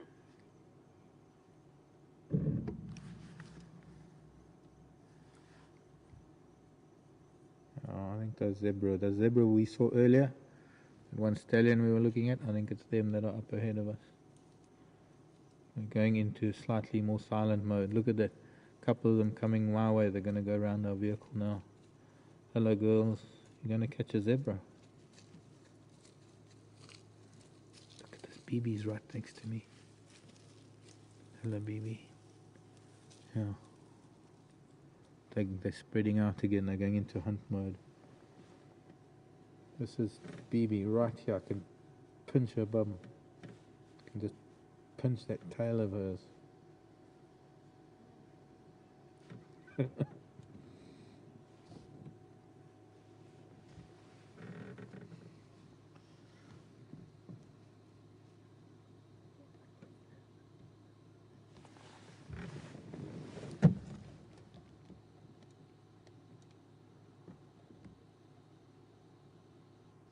I didn't quite copy that.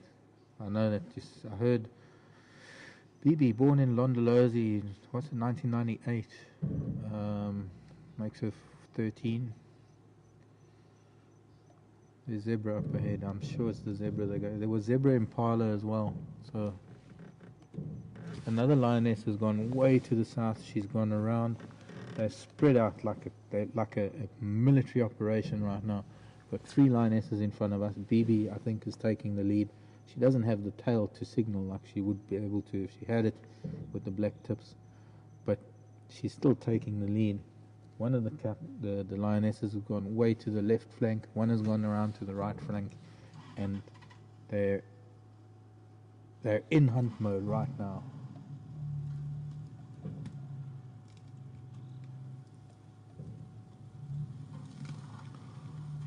Starting to stalk. They're starting to get a lot more stealthy than they were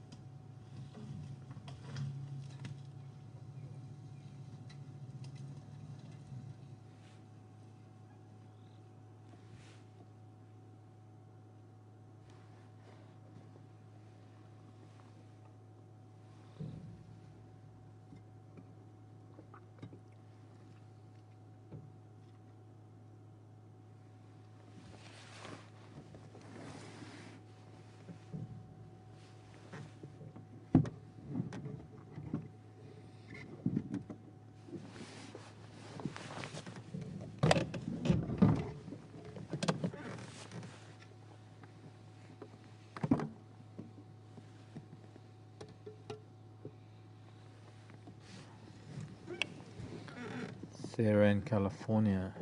No, I don't think these were the girls seen mating with Matembas. I don't recall seeing. Gestation for lion is about 100 days, 105. 3.5 months. Okay, we got to move a little bit forward.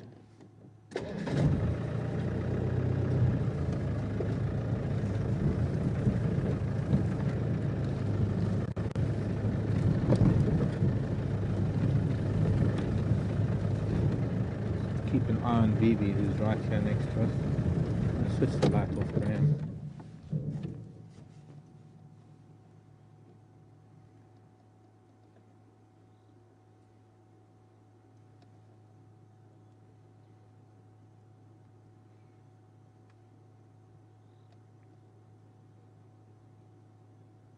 Ooh, she knows what she's doing. She's changing her tactics slightly. Coming back this way. No lights. Definitely not. I know it's dark, folks, but there's no ways we can put lights on right now. They are so close to a hunt.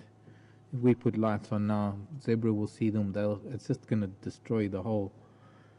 This has got to be as natural as possible. The fact that we're here is already somewhat of an intrusion, but we've got to just sit quietly and just wait. Bibi's taken a detour to the right. She's going to go around the right flank, and they're in this. I don't know if you can see my hands, but they've spread out and they're going around. She's now going around the right. There's 2 lionesses who are going in the middle. There's 1 lioness going around that way, and she's now the second lioness going around the right flank.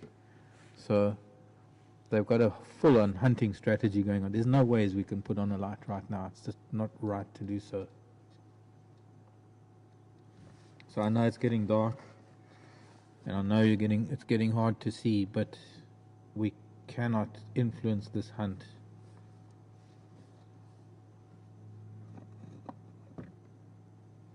Just off the left, I can see another lioness moving to the left. I'm going to try and creep a little bit forward.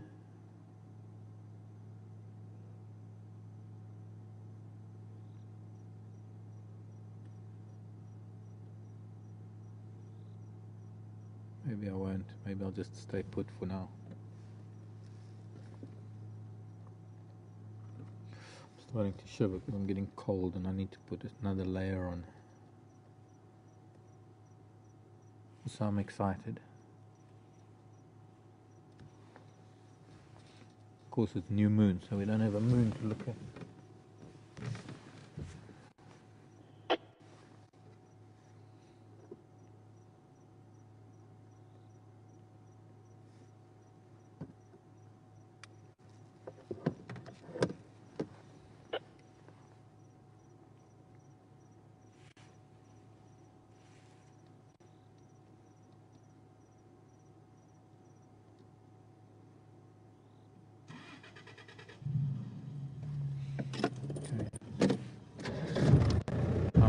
Together, Graham's moving at the same time as myself.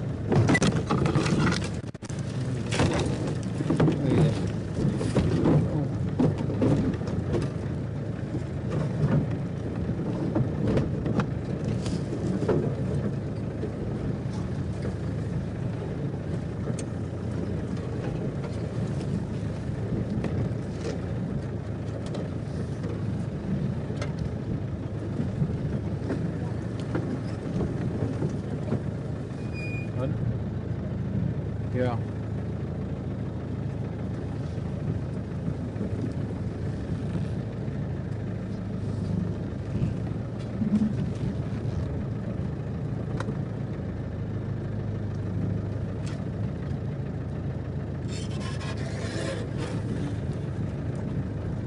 Thanks, Phil in Canada. Timbers were mating with kahumas.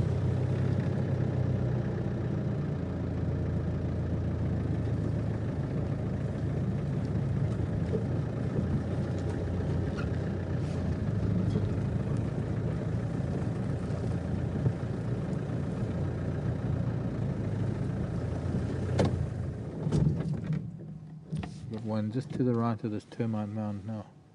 Do you see another one here?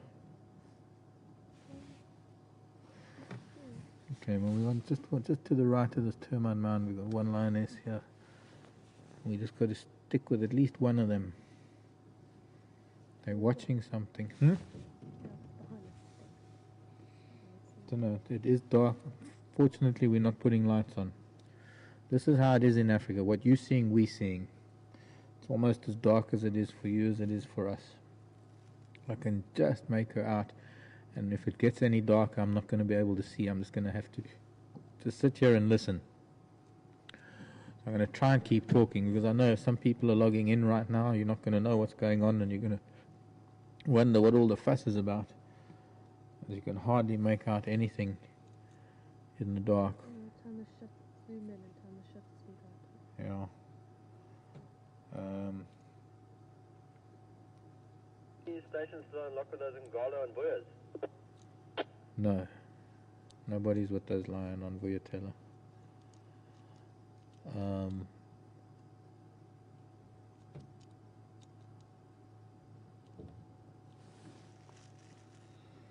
Graham?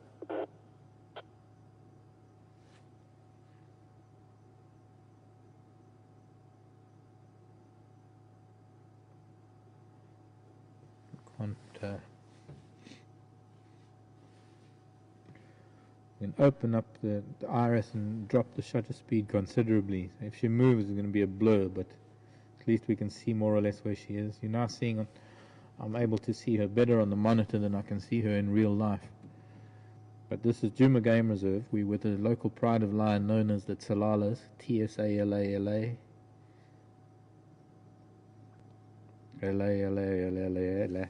La la la la la la. The Tsalala lionesses. They're stalking something. It is dark. The sun set some time ago. We're in dusk. We have dropped the shutter speed of this camera enough to be able to see something. As you can see, it looks like slow motion because the shutter speed is so slow. And she's now disappeared behind this termite mound.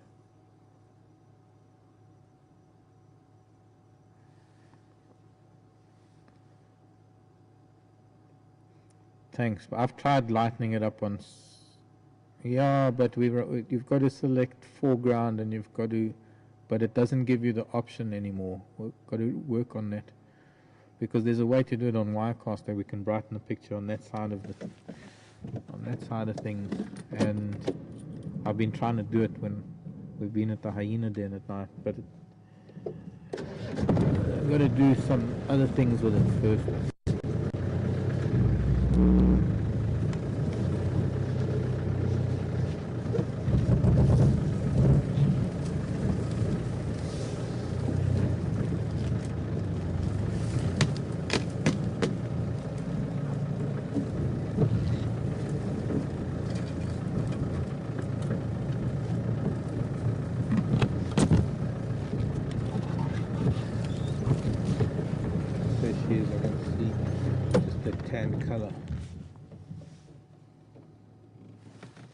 Can't see it now. It's moved closer to. She's still there. I can see her using my binoculars.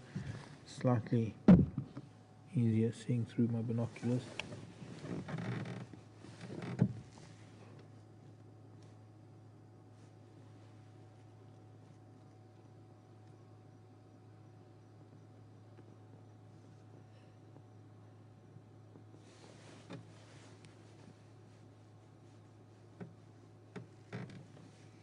Hello, Jim, in Ontario, Canada. Slightly off the subject about mosquitoes. When are they the worst? And what repellent do we use? Well, actually, this summer it wasn't even that bad at all, Jim. In fact, it wasn't bad. I didn't use any repellent or anything this last summer. I didn't even use a mosquito net. But no, it's not as bad as like some places I've been, like Tulum Meadows in Yosemite. Or from what I hear of other parts of the world, other places that I've been. Oh,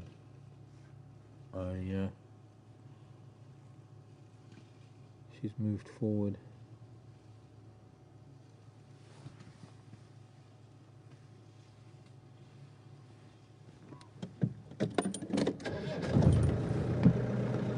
I'm bursting. That is full.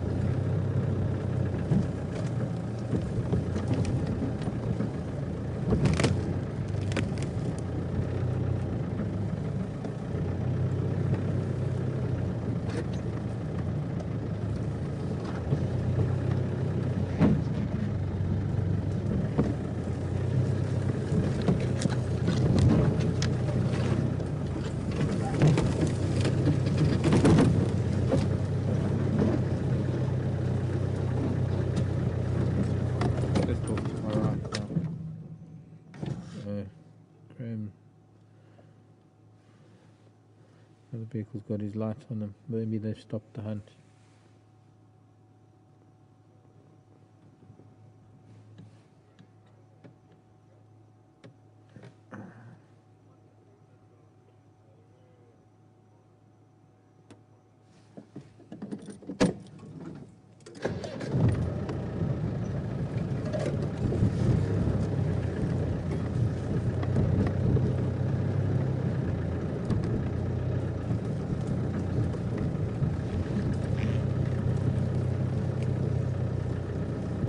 Looks like they might not be hunting anymore.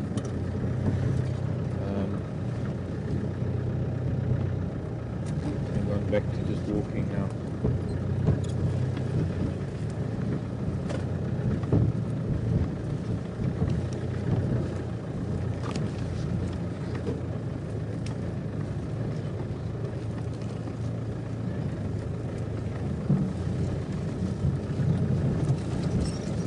Heading down to the dam. I'm probably going to go and drink at the dam.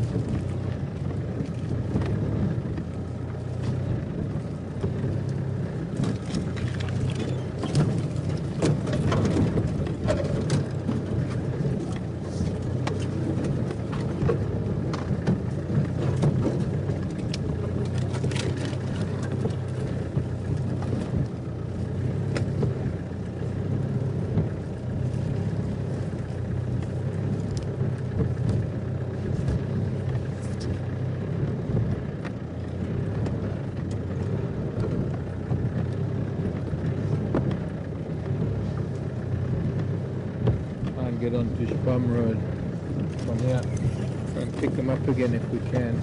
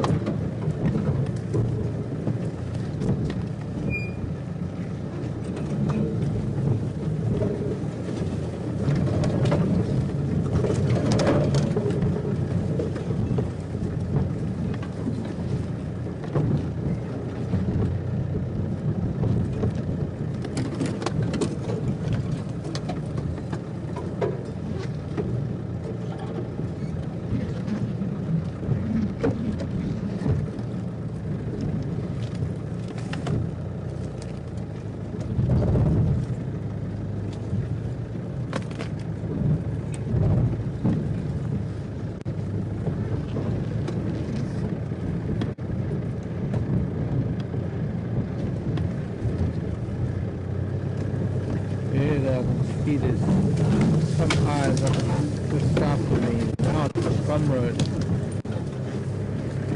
No, if it's them, there's some eyes coming out of the bush towards us.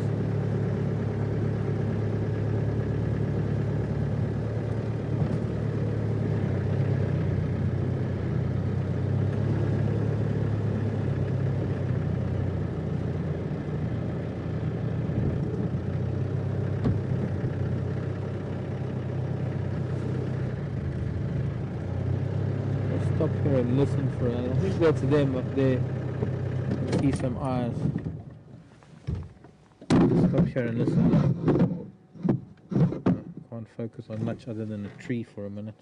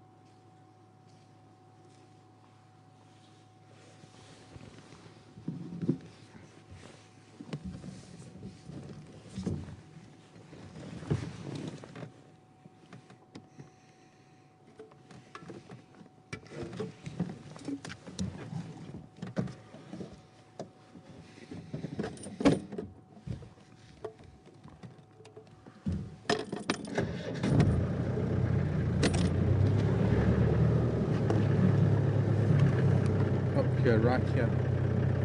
Sure. They're still in the hunt because I think she's going. That was close. I stepped away from the vehicle for just a few feet. She's. I think the hunt might even be on. She's on a trot. Huh? There's another one.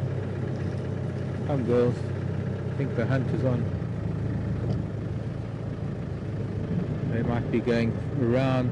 This is exactly where we saw those zebra this morning. 1, 2, 3. Ngala now, Bum Road heading south towards Gary Main. Gary Main, station on Little Gary Junction. Stand by. Who's that? That's yours. Ngala heading towards you now. Okay.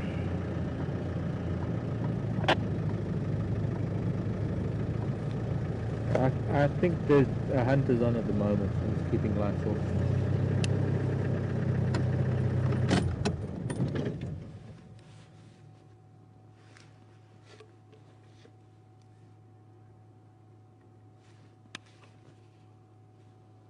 Well, the two that we've just seen actually have been coming around to the front. They're still in the same hunting the same hunting strategy, the same mode of trying to create a sort of a pincher movement. Something that a very famous Zulu king employed when it came to defeating his enemies. He redesigned the spear and he redesigned the hunting strategy, probably based on how lion hunt, to encircle his enemy and crush them.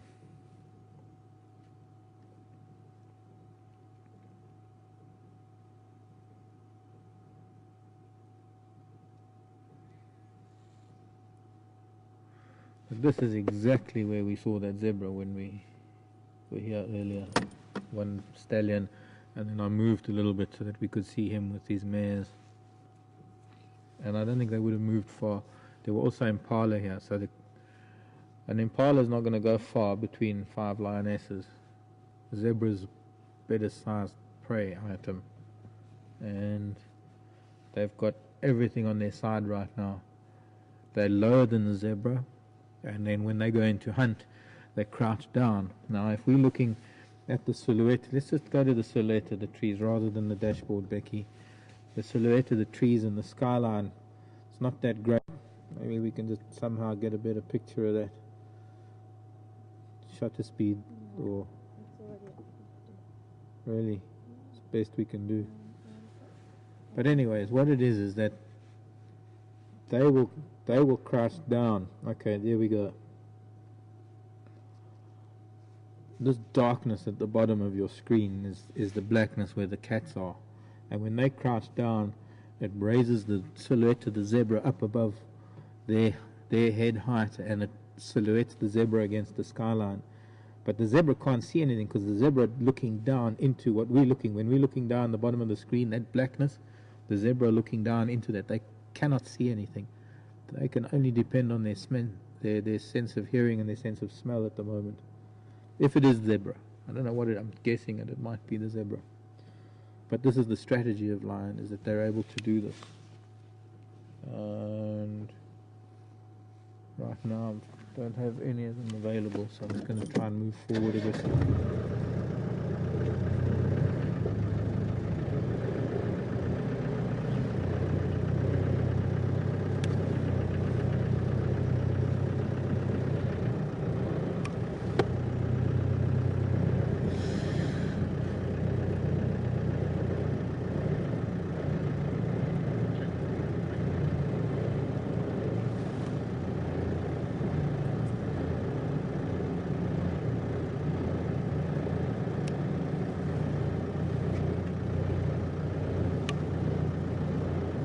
Pick up one of these cats.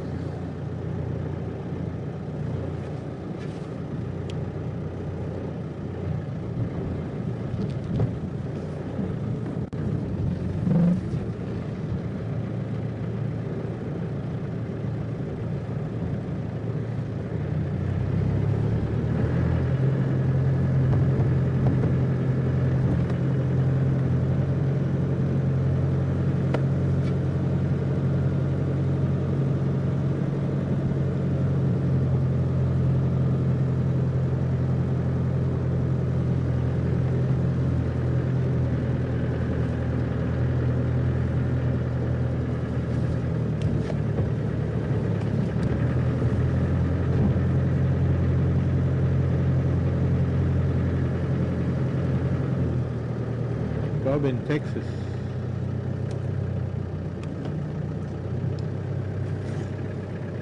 A bunch of vehicles there.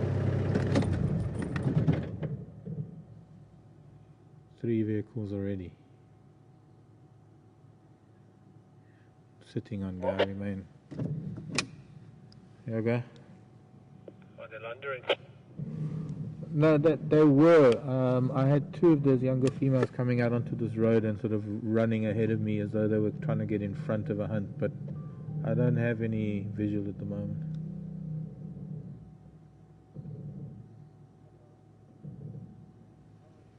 So keep an eye on Gary Main, they might come out there. I'm going to go back up Spum Road, see if I can see anything.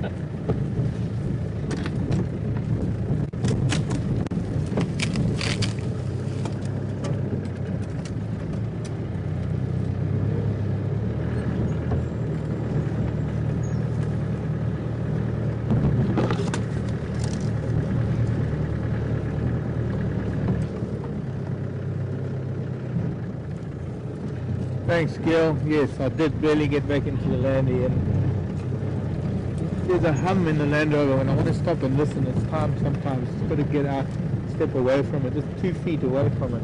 But yeah, I did. I barely got back in and we had that lioness coming running by. And waiting 3 stations here. Mark for a while there. Trying to relocate on it. Where you guys waiting? You on the main road, yeah?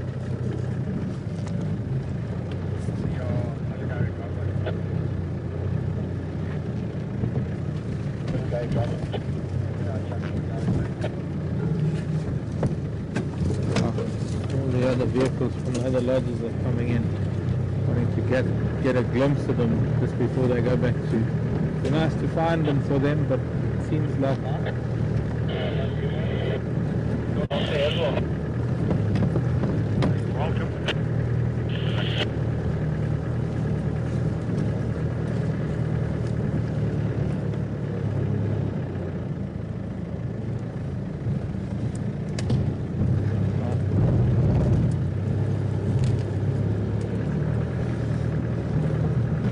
never going to live this one down, but I lost 5 lionesses and they've got 5 vehicles, even though it's supposed to be 5 vehicles. Let's see if I can find them again. Those 2 lionesses came in and ran back this way.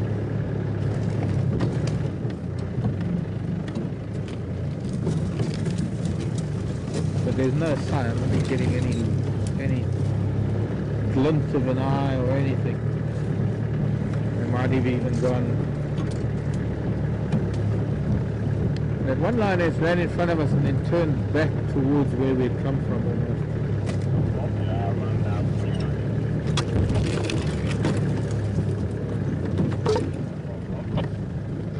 Yeah, bro? Yeah, Mark, we got them, yeah? You're there? Yeah, they're scattered around here, but all other phones. Okay, so they gave up on it. There was mango here earlier, and I think they were going for them, but to see them again, just to say goodnight. Whatever it was, they might have been hunting, they gave up on.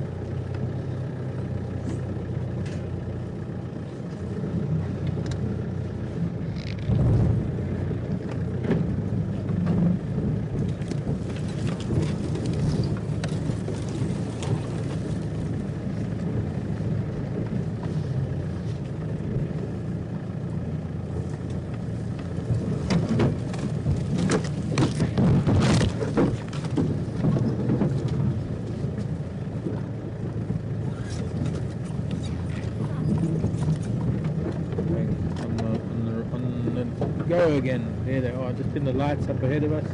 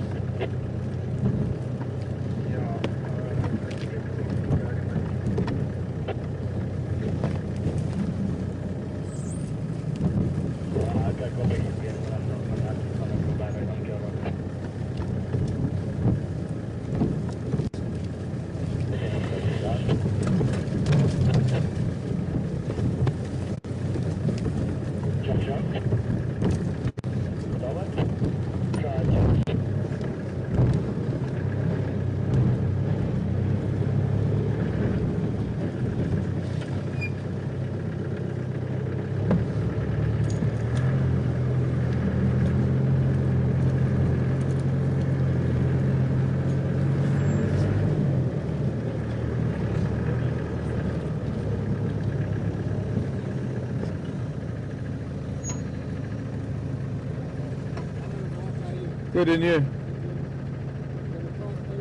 Yeah, go ahead.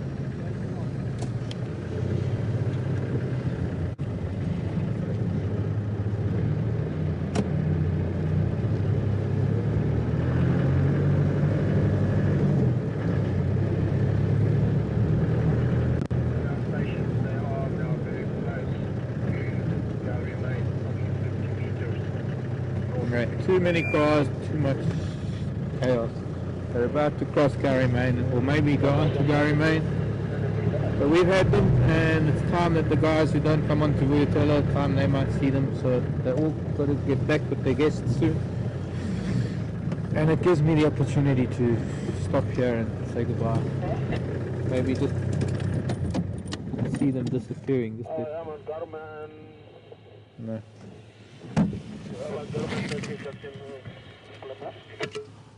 Wow. Okay. Well, it was close, but that's how it goes, you know. It's not every time there. That better. Yeah. Okay.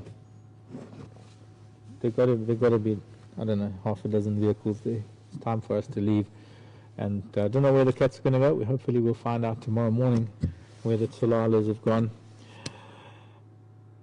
A brilliant end to a Monday afternoon, bank holiday for the UK. Labour Day next weekend, so maybe next weekend, next Monday. Some of those of you in the States will get a long weekend and catch us on a Monday. That's what happens on a Monday in the bush. And that's why we call some of our Mondays fun days. And sometimes our Fridays can be Mondays because we can wake up on a Friday and have problems and it just turns into a Monday. But we don't have days here in the bush. It's lion. Today was Lion Day. In the morning it was Leopard Day. Now it's Lion Day. And tomorrow maybe it'll be Elephant Day, or it'll be Fun Day, or Sunday, or Sunny Day, or Spring Day. No days of the week here.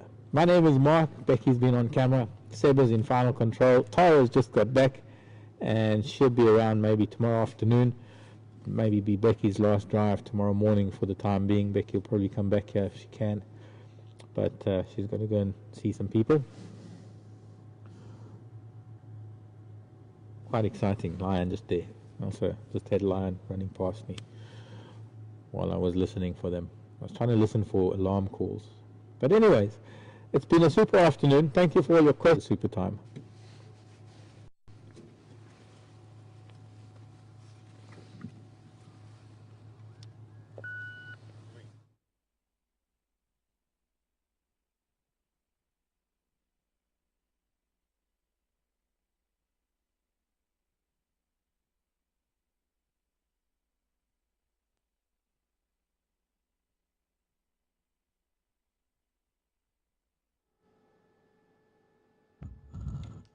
Good evening, everyone. Sebastian here in Final Control. I hope you enjoyed the drive. Like Mark said, it was a leopard morning and a lion afternoon. Really fantastic. I'm sure you all enjoyed it. It was great. I'll be on drive tomorrow morning at 6:30 Central African time. And I've just been talking with Tara. She's back. And she's a bit tired. She's been flying from England, arrived from England this morning, and jumped straight in her car and drove all the way here. So she's going to take it very easy tonight. But she will be on drive with me tomorrow morning. She'll be behind the camera. So I'm sure she will be in front of the camera as well, at least at the beginning, to say hi to everyone. So yeah, it will be Seb, it will be me and Tara tomorrow morning at 6:30. And Mark will be in final control, ready to forward all your questions. So I wish you all a great evening or a great day, depending on where you are in the world. And I'll speak to you a bit later. Bye for now.